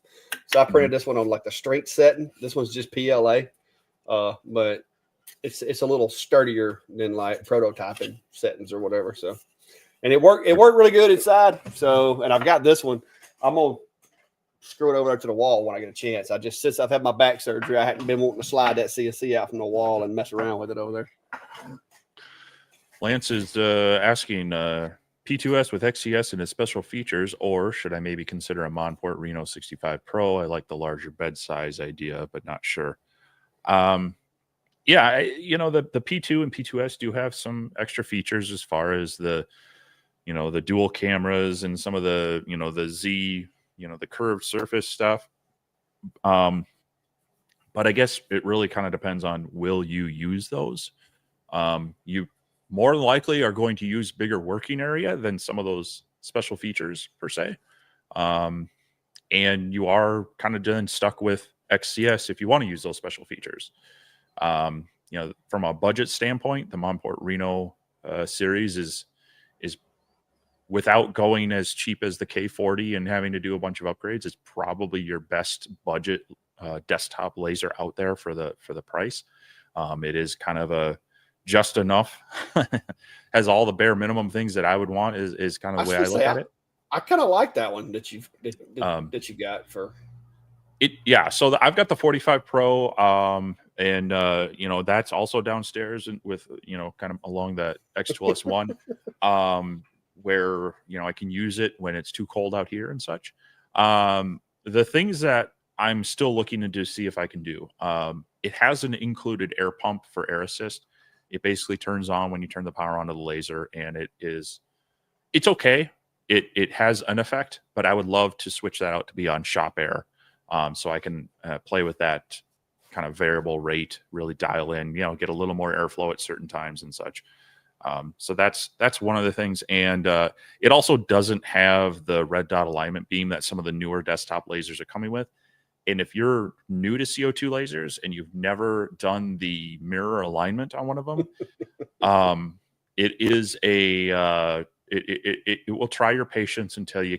It's one of those things that it's just like you're trying to figure out what am I doing and why is it wrong until it clicks, and then you kind of can get it dialed in. Whereas the red dot alignment, you can visually see cause and effect. If I rotate this screw versus that screw this way, it moves the beam in that direction. It just makes it so much easier to do that beam alignment. But it's not a end all be all. You can still, I mean, I've been aligning my mirrors on my other CO2 laser for 9+ years without it. So it just makes it a little simpler. Yeah, the Reno 65 Pro, definitely you're going to save some money on the machine, and you're going to be able to do 95% of what the P2S can do, and you're going to have a little more working area on it. So, but the X-Tool P2 is also a really nice machine. Yeah. So, just depends on if you need those features or not. Yeah, I've got my P2 back up here for now. Been doing some stuff with it and some more working. You may notice I've got the Ohm Tech over under the CNC for now. but yeah, it's the P2 is a good machine. And as far as flat engraving, I love it. I was hoping to be able to use it as my tumbler machine and start using it instead of the S1. But this P2, compared to the S1, this P2 is a rookie when it comes to tumblers. It's just such a hassle to set it up that I've decided that I'm just going to keep using my S1 for now, because I got the upgraded parts for the RA2 from X-Tool, and that was my thing, is I was going to use the P2 with this new upgraded chuck and do some tumblers. Now, I'll stick with either the F1 Ultra or the S1, because that thing, I spent 2 days in here during my back surgery period trying to figure out a simple way of setting up tumblers on the P2, and it's killing me. So I won't be doing that. They made that machine. It's just complicated. It's that laser that's in there that has to set the depth and everything. It just messes it up when you put a tumbler in there, because you have to put the tumbler under that little red dot that shines in there. Well, depending on how deep the tumbler is, you have to move it back and forth. Well, I like to jig my RA2. You can't do that with that laser, because every time you put a different size tumbler, you got to raise it up and down, and it's a pain. So I'm going to be sticking with either the Ultra or the S1. Like, the S1 has not let me down on tumblers, so we'll be good. Mark mentions Onefinity says the same thing about keep their boxes. No way is that possible, and that's true. I hung on to mine until I had the machine running for a few weeks, and then went, these are really in my way. And realistically speaking, the parts that are going to go out on a Onefinity are probably the smaller electronics that you can pretty much throw in any box, versus actually having to send a full rail set back. So I'm probably rolling the dice on that a little bit, but for me, it's I don't have space to hang on to every single shipping box that comes in for the shop, because like I said, a lot of these machines are big, and those boxes just they take up space. So I roll the dice on it. Yeah, Ryan, no, the work area of the Omni is not very big. Was it 150 by 150? Yeah, 150. So you got about roughly 6 inches. Yeah. So you could do it in sections, or you could do letter by letter. No, thank you. No, thank you. I think there's some smaller mats with that, at least to test to see how the result would be. You can make you some like little doormat coasters. Yeah, doormat coasters. There you go. Put them in the CO2 and cut them, and then put them over there and engrave them. Lance is wanting to know, Steve, have you done tumblers on the Reno? I haven't. I don't have those are your favorite. Steve loves tumblers. Yeah, I love tumblers. No, I haven't. I should reach out to them to see if they have. I know they have the roller rotary, and I really don't like those. I'm not sure if they have a chuck rotary specifically for the Reno, or if I'd have to find one that works. My old one I sent with my other laser, and it was too big for that machine. So I haven't. And honestly, if I was to do tumblers right now, I would probably be using my OhmTech machine. It's got that deeper bed, and it's going to be easier to set it up in there. So, same effect, because Yeah, I they're wish I'd similar have got powered that machines. OhmTech. I But wish I'd have it got just, that OhmTech instead of the P2 knockoff.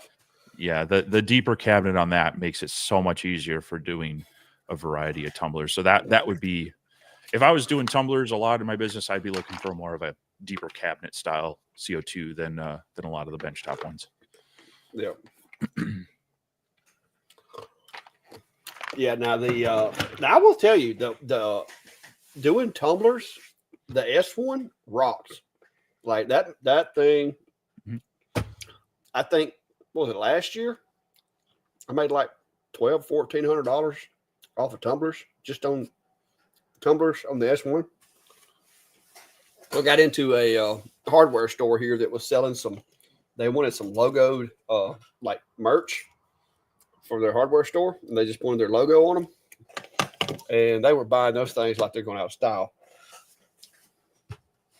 So the Rolly does good, but the Rolly, I didn't get all the like extensions and adapters and all that for mine. The Rolly was limited to the smaller tumblers. You can't do the 40s on it without changing something. The big 40-ounce tumblers that I'm doing with the handles that look like the what they call them, Stanley's. dang it, Stanleys. Yeah, you can't do them on the MK2 without modifying the chuck. I mean, there's a whole bunch of modifications you got to make. So I really want to get me a CO2 that can do tumblers, because as I get closer to retirement, I'm going to lean into some of these things that pay good, that I can turn out and make some money on them. And that's one of the things that I've had really good luck with over the past 3 years is tumblers. Like that was what paid for my first 2 lasers was tumblers. So I'm wanting to get me a CO2 machine big enough to do stove covers and tumblers in it. Like I don't, I that way I've got that for my, hey, I've got to order a 250 tumblers here. I got to get them done today. I want a machine that I can just sure enough run them out with for the business side of things as I retire, because I plan to try to maximize my revenue when I'm doing that. Right now, I run 4 or 5 machines at night. I make plenty of money doing what I'm doing. But when I get to where I'm taking on really big orders instead of just the small stuff that I'm doing now, I am going to probably have to step up as far as the way I've got it set up for my machines. The S1 does tumblers pretty quick. I can do the big Stanleys. I think it took me like 12 minutes each for those big Stanleys. But if I had a show enough, like one of the bigger OhmTechs, or even something like one Steve's got, and just set it up for tumblers, I think I could make it do them a lot faster than what the S1 can, because those CO2s, the gantry speeds on those CO2s is just so much higher than what the S1 can do. And per, generally per brand of tumblers, you don't have to worry about the colors. You just get it set for kind of that coating, whatever color it is, the thickness, it'll burn it off, and then you pretty much rock it at that point. Yeah, and you don't risk damaging the stainless steel as much, like over burning them and turning them black or turning them brown, because it's CO2s aren't as easy to color stainless as the diode, from my experience. So it doesn't matter if it's a black tumbler, a white tumbler, a blue tumbler, you're going to run the same speed and power. Whereas with a diode, you have to make a little bit of a calculation as to, okay, this one was black, but this one's red, or this one's blue. You have to adjust your parameters to make sure you don't overburn or underburn the tumbler. Yeah. Yep. Yeah, I've done more tumblers on my older machine. I should say that I enjoyed doing tumblers on my original CO2 more than the amount of kind of testing and playing and dialing and settings I've found with most diodes. So I would agree with that. It's a bit easier. So yeah.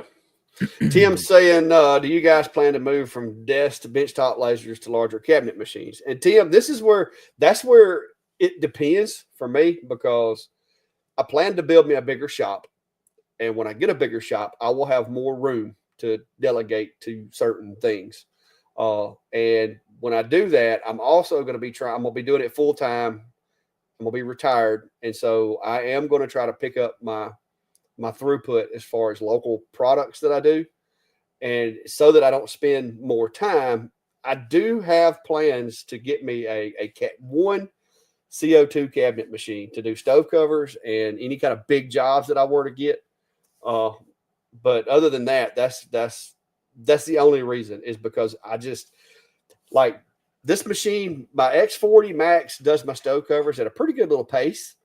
But let's say like today, if I had stove covers that I was working on, and I had an order for like May or somebody that I needed to do pieces that were bigger than what the P2, the S1, the A70 can do, I'm stuck. You know what I mean? Because this is the only big machine that I have, and I'm using it to do stove covers. So I do want to get me one more big machine with a big work area, and it's probably not going to be a diode, because I've already got the A40 Max over here at 400 and something by 850 with the drop bed in it and everything. So I need me a CO2 with about that size bed with a drop bed with a drop bed in it. Also, if I had a CO2 that works like this guy, that's all I need. I just one more machine, and it's gonna depend on who wins me over between now and then. I've got my eye on some OMTech machines right now, and I've got my eye on a Thunder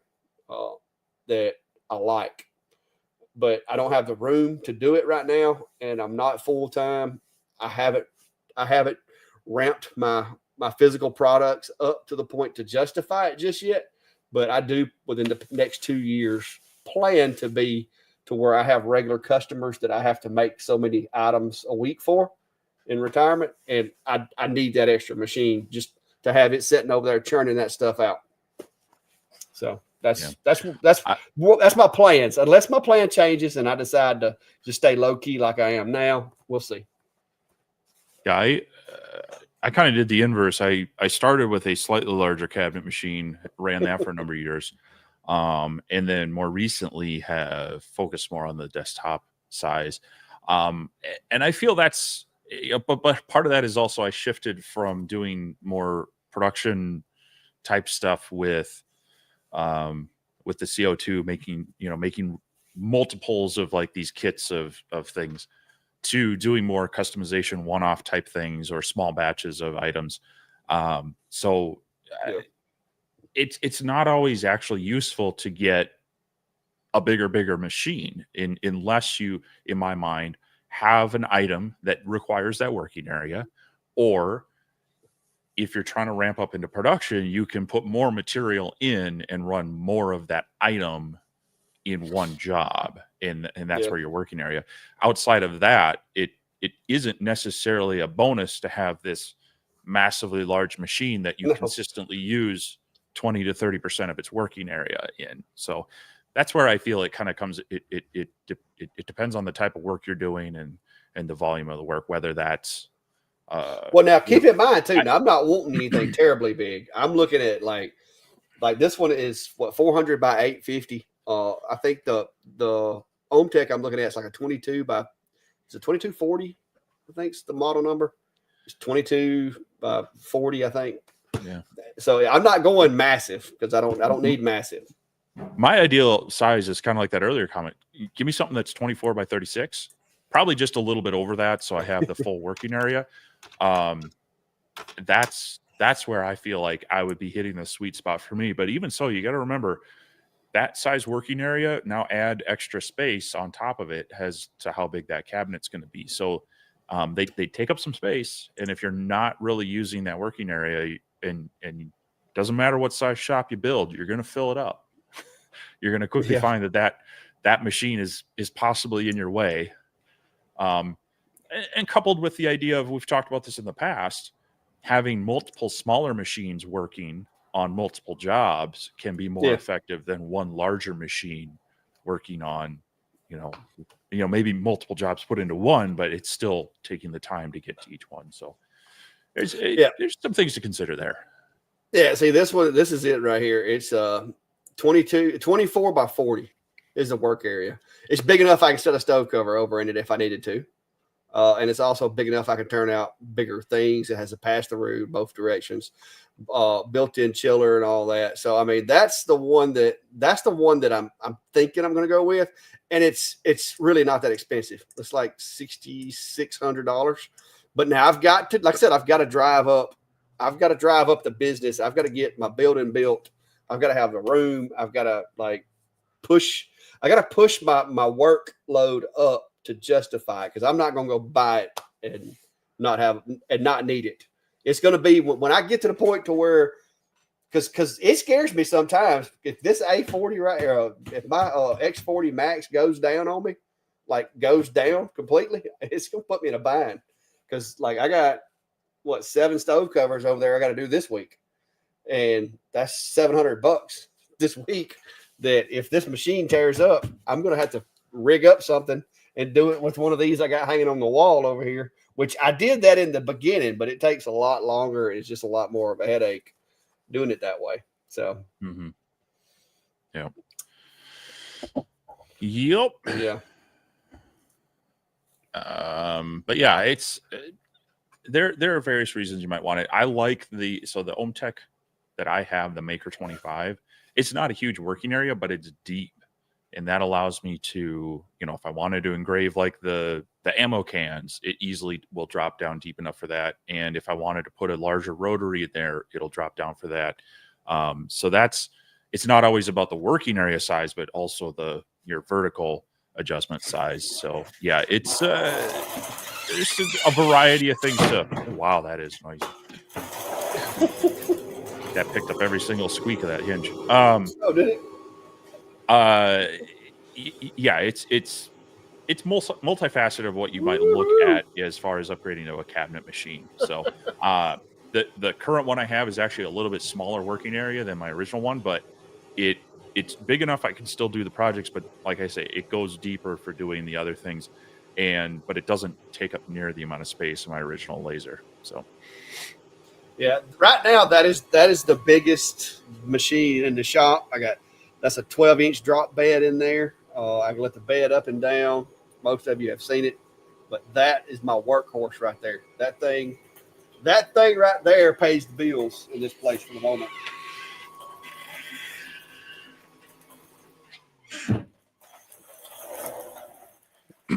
But if it wasn't in that enclosure, it wouldn't be near as handy, because I've actually got the enclosure jigged out to where my stove cover panels sit in there and like lock in place. The file's already set up to where I know where the center of the thing's going to be. So to be honest with you, even a big cabinet CNC wouldn't be as good as far as being able to throw them in there and hit go for doing these. But if this machine went down and I had one of those machines, I could throw them over in it and do them. And like I said, some of the bigger stuff that I do, like when May orders like 100 of those little desk organizer boxes and stuff like that, I could knock those out really quick. Because little known fact, guys, I love doing projects one time. After that, I don't care to do them. So if you want 100 desk organizers that have 10 pieces per organizer, I get a little burnt out after a minute. So I would rather just be able to throw a big sheet of plywood in there, hit the button, and be done with them. So Tim's saying I'm going to go and try to capture orders in graduation business, plus bring along some other days of items. I'm more interested in continuing to network for local business to business. Yeah, I'm with you on that. Anytime you can foster that B2B stuff, partnering with other businesses to do, kind of maybe more consistent, but it's getting into a little bit what Clack just mentioned, though, is it generally will be repetitive orders of similar things. But it could be the bread and butter that keeps you going and kind of helps give a baseline. It's also a great way to network with things. And anytime I can set up for something and do 12 of it versus set up for something and do one, set up for something, do one, set up for something, do one, you're kind of maximizing your time. So it kind of, but you have to kind of be in that mode. If you, like Clack says, if you get really frustrated and bored with that, it might not be the business model for you per se. But yeah, I love fostering those business to business connections, just for kind of getting those, those larger set up and run for a while, and kind kind of get it done in a bit of a chunk. And they talk. I mean, just like Pac was saying earlier, you get connected with your local business associations and such. People talk. Hey, this guy can help you out with that. That person can help you with this other thing. And so it is. It's great. I would rather do that than hope and pray that next craft fair gets the right crowd. Yeah. Those can be fun. Craft fairs should be the icing on the cake, in my opinion. You got to keep your cake down here. I mean, craft fairs. Me personally, I do them, but I don't expect to make money at them, because if you expect to make money at them, never fails. You're not going to make money at them. I do pretty well. We've got one big event, the Peach Jam event every year. I usually do pretty well at it, but I don't, my budget does not depend on that event. If I don't go to that one, or if I don't spend make a dime there, my budget here in the shop is not going to be affected. What keeps my head afloat is stove covers and cutting boards from my manufactured home dealer, and my party planner, who is planning graduations and wedding showers and baby reveals. And I'm doing 30-something inch signs that have people's names layered, painted gold, painted silver, painted white, black, whatever she wants. I'm doing 30-something inch names for $35. It's like, and it's not that difficult, because I cut them out, and most of them, a lot of them are single piece because it's cursive. Take it outside, spray it with whatever color Krylon or 2X that she wants. Let it dry, maybe like 2 coats a lot of times, and boom, we're done. Now, some of the 2-layered things, those sometimes $35, $45 depending. But with my party planner, I'm really flexible with her. It's pretty much like, hey, $35, I'll do them. That way, because one week it may be a really easy one. Next week it may be a little more complex, layered, glue up type scenario. But she knows when she's planning this party, I can get this made. This is what's going to cost me. And so that makes it easier for her, and it keeps her coming back and ordering from me, because, like I said, that's why I keep lots of this 30-something inch plywood down here. I've got it pre-cut, ready to go. That way, all I've got to do is cut them out, take them outside, hit them with spray paint. And if you've ever noticed my paint rack, I got plenty of black, plenty of white, gold, silver, you name it.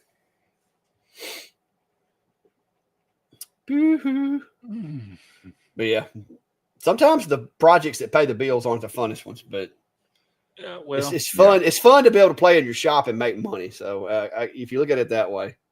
Well, and that's another reason to set yourself up to where, you've got multiple machines. You can kind of have the production one that's running your projects, and you can be working on the fun stuff on the side while that's going. So yeah, that's like I say, sometimes instead of buying that big, expensive, bigger machine that's going to do one at a time, if you've got the space, add a second diode laser or pick up a smaller CO2 for that other side stuff, and expand it that way.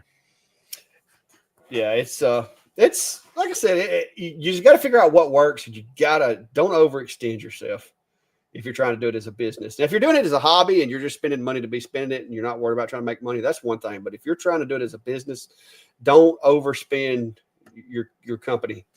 If you don't have the jobs coming in, be careful, because you'll overextend yourself, and then you'll get stressed, and then it's harder to work under pressure than it is to have fun and make a little money and then just slowly build that up until it's a thing.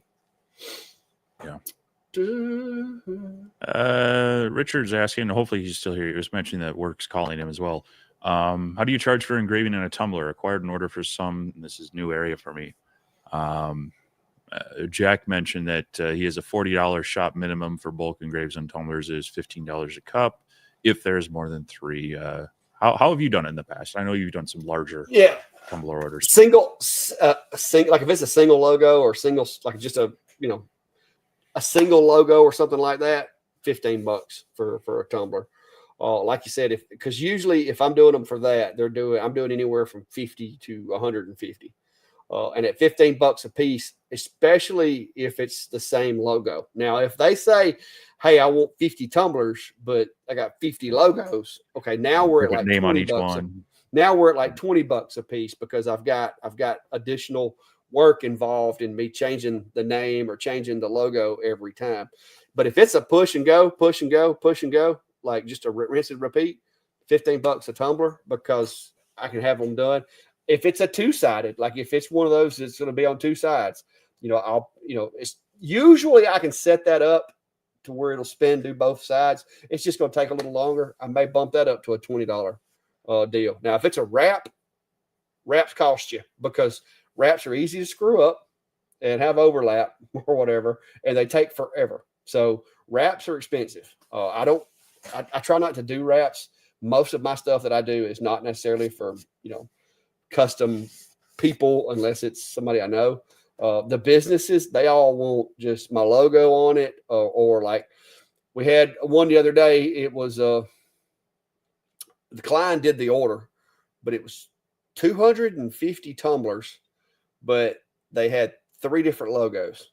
But we still did that one because it was like 250 tumblers, but they were broken into 3. Still did it for $15 a piece for the engraves. And we had another one. It was for another company that I think they had 50 that they wanted done, but it had the logo, but then it had a name on it also. So you had to change the name every time you burned it. But luckily, it was literally backspace, enter. And so I think we wound up, because there were so many of them, Klein did those for 15 also. But I've been sending a lot of that stuff out to Klein for the past year or so, except for like if it's the big 40 ounces. He may be comfortable now, but he hasn't been comfortable doing the big 40s because his setup, he's just not comfortable with them, because it's a $40 mistake if you screw one of them up, because those tumblers are $40 as opposed to $9 for the standard tumblers. Yeah. I'm kind of, I think in general that, $15 a cup for custom engraving is not too bad. I also agree with kind of having a minimum. It can depend. Sometimes you've got a good customer that, they're going to come back. It's something that's not going to take you a lot of time. You might, do pro bono or cheap stuff. But,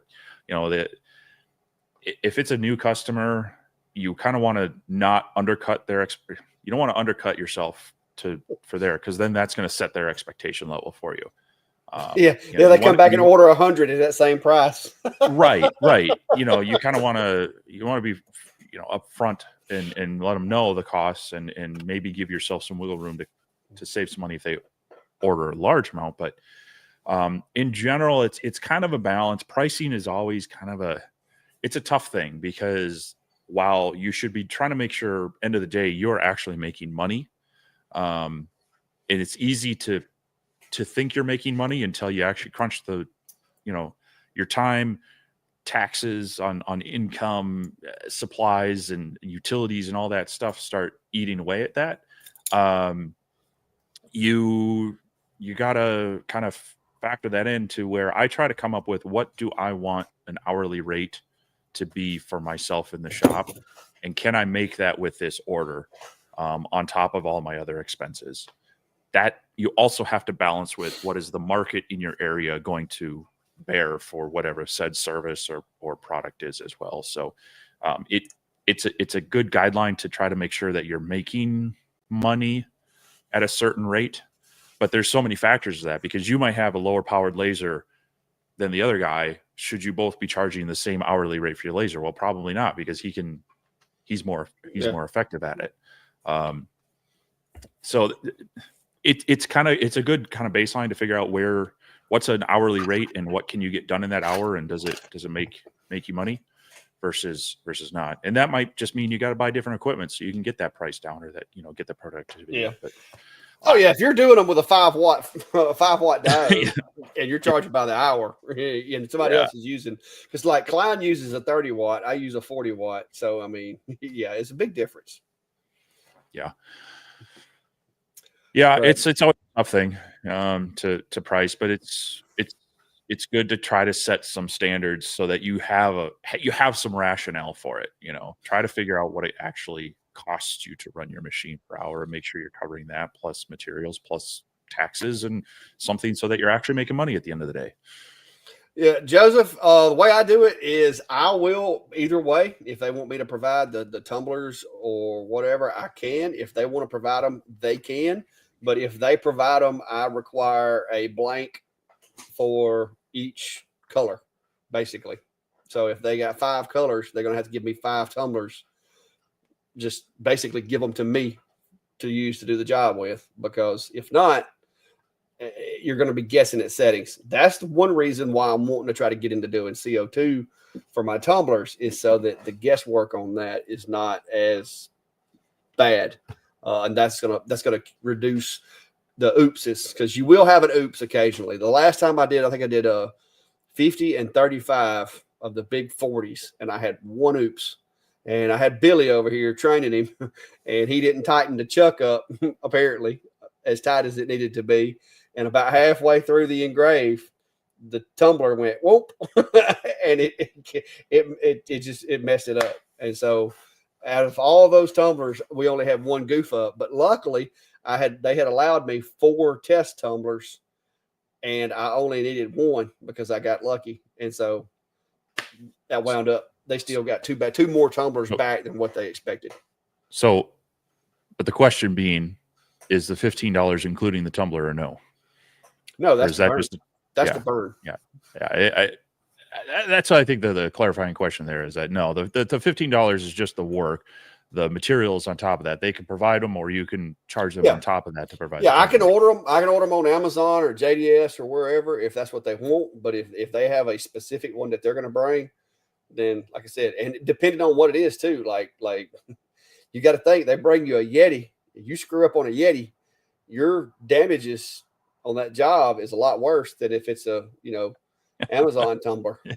So you have to take that into consideration too. If they can afford the Yeti, then I'm charging them $20 per tumbler. Hey, that's why I tell them, hey, if you want me to do those Yetis, if they're all red Yetis, you buy 1 extra, you donate it to the cause for testing, and I'll do them for this amount, and that's the way we go with it. Pat, so far I guess I'm doing okay. I haven't really got out of that window of recovery yet. So, multi-craft, I use plywood. Matter of fact, it's this 4.7 millimeter plywood that I get from Rugby Materials. I've actually got the pre-finished. That stuff's nice. Like it's really nice. Yeah. Yeah, I've got the stack you sent home with me. I haven't run it through anything yet. So yeah, pre-finished stuff's pretty cool. We'll see when we'll see what warrants using this on that, because I kind of want to hold on to it when we're doing like similar equipment. Machine. See if we're getting the same results or not. So yeah. But yeah, Pat, I'm doing better. I don't know. It's not my year for viral sinus respiratory things so far. Although I've only gotten sick the 2 times I've hung out with this guy, so I don't know. But yeah, it's both my wife and I got sick on this last one, and she's still dealing with some congestion, and she's like, "I'm done with this. I'm tired of it. Get over it." But, yeah, it's never fun getting sick. Sets you under, especially when you're traveling and other things. But spring is here, so even though we might have some snow in a week, spring is here, and things will start getting warmer and sunnier. So see, that one said Wade, and this is actually the back layer of another one that I did. But yeah.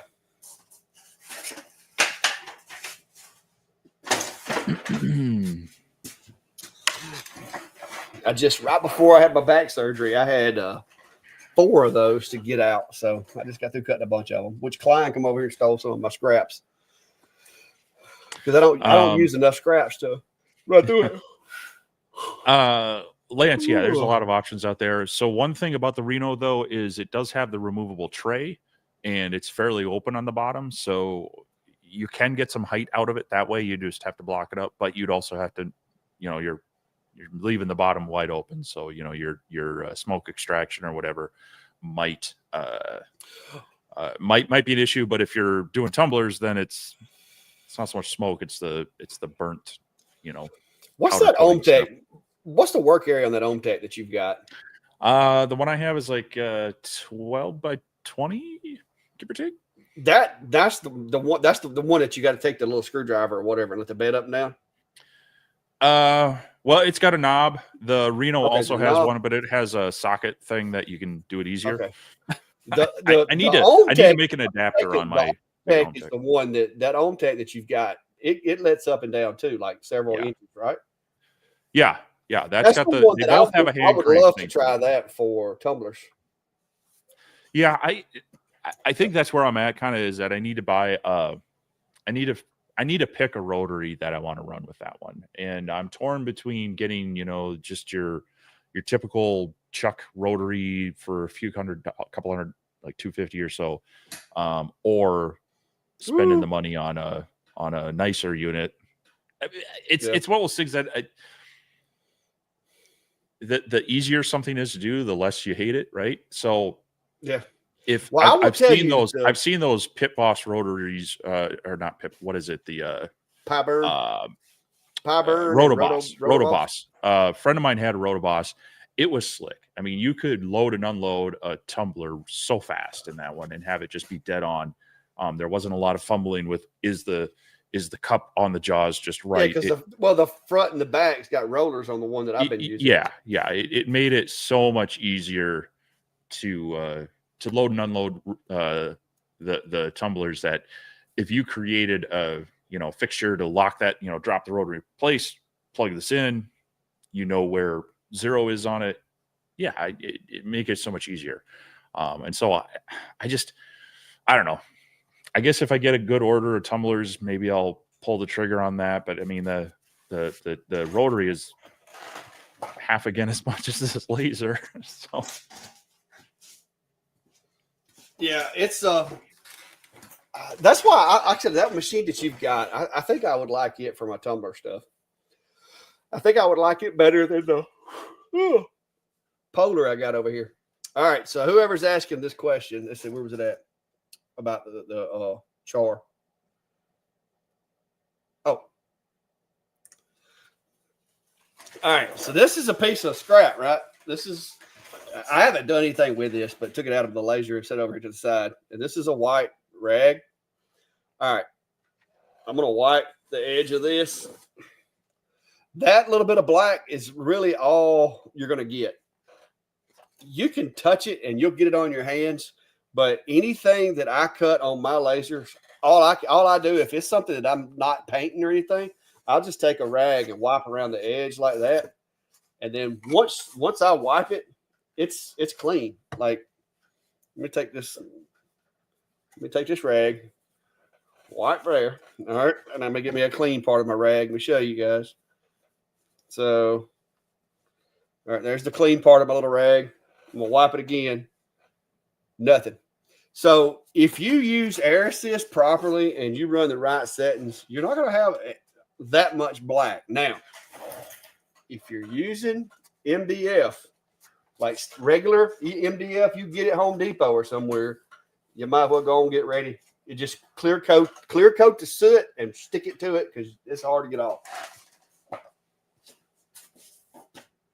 I need to do I should run a comparison on this. So this is the piece that I cut on the UV laser, and this is straight off of it. Yeah, front, back, and I mean it's so clean. It's you can still see the layers in there. So for a fine detailed item where you're not going to be able to really sand or clean, that's where this really excels.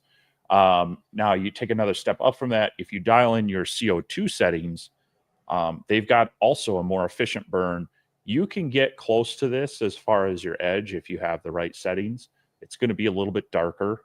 And then, of course, followed up with the diode, which it has more excessive charring on it. It's going to be a much darker edge. So that's one of the cases that if you've got a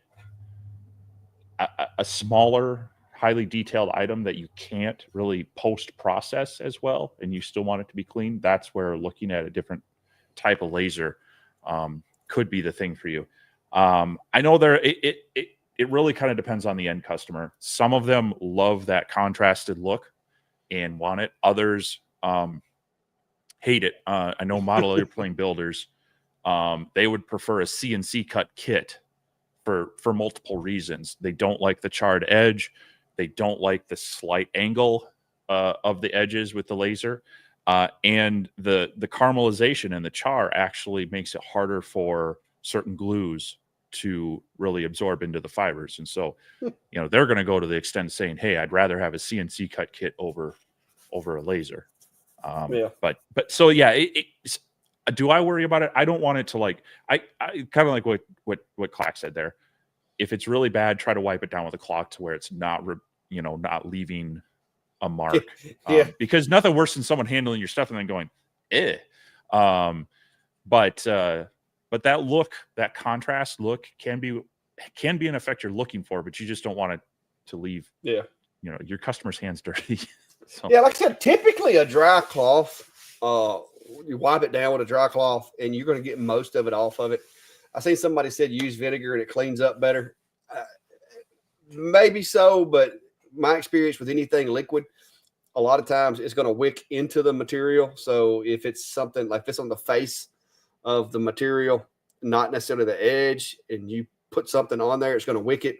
I know I don't know if some woods, if you put vinegar on there, it's going to change the color of the wood. Not to mention it's going to smell like pickles.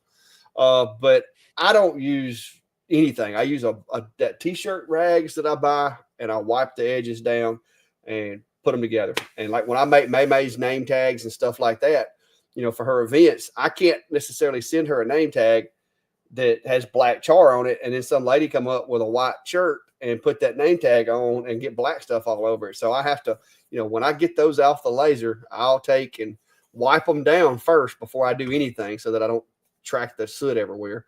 I wipe them down with a rag, and then I take and hit them with a sander, and then I clear coat them. And that way, by that time, any of the soot that is remaining on there, when I hit it with the clear coat, that's going to kind of glue it in place so it doesn't get on anybody. But she likes the contrasted where you can tell it was cut with a laser, and the ladies and stuff, they like the actual be able to smell that little bit of tinge of cut wood, so you got to figure out what they want. Like you said, some people may like it, some people may not, but that's just, I dry wipe everything with those rags. Oh, I don't use any kind of liquid solvent or anything like that. Sure. Lance was asking which OhmTech model. I'm going to drop this in there. Sorry that it's kind of a bit of a long link. It's just how they have it done. But that's the OhmTech Maker 25. It's like a 50-watt laser, and it's got the deeper bed, but like about that 16 by 24 was working area you had asked earlier. But 16 by 24? Yeah. It's a little bit shallower. See, it's bigger. It's bigger than my Polar Plus. I got ripped on that. You did. Gosh. But it also, you need the external chiller, and you kind of got to. It's a weird size that you can't just set it on your typical cabinet. Otherwise, you're going to be because you had to build like a special little stool for it. So I had to build kind of like a coffee table height cart for it to set it on. And that's great now that it's working. So there's some trade-offs there, but yeah, I think that needs to be your tumbler machine right there. I think. Well, like I said, I have to figure out a rotary for it, and yeah, we'll have to do some of that. Dixie basically needs everything. She said. Yeah. Well, I was having that conversation with a friend earlier. Is that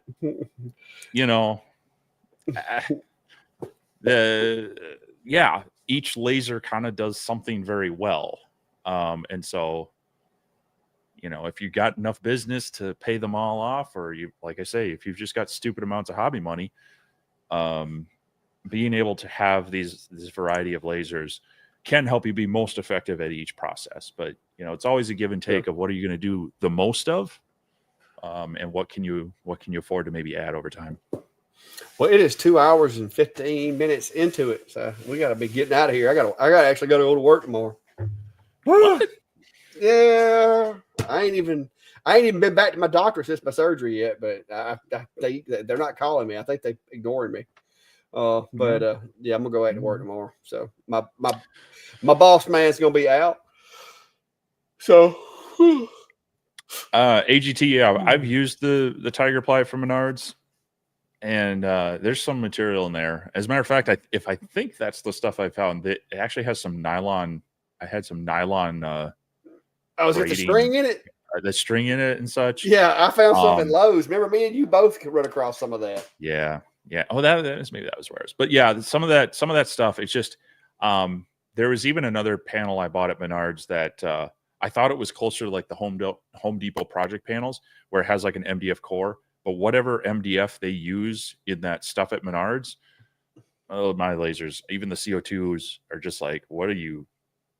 I'm literally, it just kind of smokes and chars through it. It does not want to cut all the way through. So, and that's when people ask, hey, what are my settings for 1/4-inch plywood? I'm like, well, that's a broad range. It could be a real lightweight plywood, or it could be a 7-core ply, kind of thing. So this stuff right here is hard. Like it doesn't cut easy, but I've had really good luck with it. And it's like $20 for a 4x8 sheet at Rugby Architectural Materials. And so it's, matter of fact, you took home a pretty good bit of it, didn't you? I gave you some cutoffs. Yeah, that was the stuff you sent home. Yep. Yeah. So it's, like I said, if you're making boxes or something that's kind of, you want it to be a little rigid, it's good stuff because it doesn't go anywhere. But now it is stubborn. Like you gotta find the sweet spot on your settings for it. But especially the pre-finished stuff is really nice for doing like engravings and signs and stuff like that. Because once you get through engraving it, you hit it with some rubbing alcohol and wipe it, and it's clean. Like there's no cleanup required. It's almost as good as the as the True Flat is as far as cleanup. Yep. All right. Well, that's 2 hours and 17 minutes into it. Radu, they only have a few locations. Hang on, I'll get you a link to their website. But they basically sell to like cabinet makers and home builders and stuff like that. They and I can't promise you that the stuff that they have there is going to be exactly the same stuff that I have here, but this is them, and they have. Let's see. Let me see if I can get this screen back up there. So, like, this is their website, and they have a few locations. Let's see. Looks like Albuquerque, New Mexico, Amarillo, Texas, Atlanta, Georgia, Birmingham, Boise. That's all their distribution places. And they've got a place here close to me that's actually like right down the road from where I live. And this is where I go to is right outside Clanton. So they've got a bunch of different places. But when I go, I'll buy 40 sheets of plywood at a time. So that way I don't have to go very often. Klein goes up there. I think he's been getting like 5 or 10 sheets, but I'll go get a truckload of the stuff when I go because it's they have different materials, but you can go in there and tell them what you're doing with it, and they'll show you the materials that they have. But they also have a lot of like maple and Paduke and Purple Heart. And I mean, they have pretty much anything CNC related you can have, CNC or lasers. They've got MDF, metric, and imperial measurements. I mean, they got a lot of stuff. And I just happened to find them. And since I've quit using all the other big box stores and started going straight to them. So there you go. I'd go, but I wouldn't be able to get a truckload. I'd have to get a van load. I hear you. Hey, but yours wouldn't get rained on. It would not. Yeah, no, I kind of the same boat. I've tried to find some good stuff at like the local Menards, and it's very hit or miss. The Home Depot here doesn't stock the stuff that I like. I have to order it in, so it's more expensive. So it's definitely worth your time to try to reach out to those hardwood dealers or those kind of cabinet maker suppliers, see what they have for availability of plywood, and you might be surprised with both the cost and the availability of it. So do a little looking in your areas, see what you can find for those, and hopefully you could find a reasonable plywood at a cost that you might be surprised is a little bit cheaper than big box stores. I was going to see if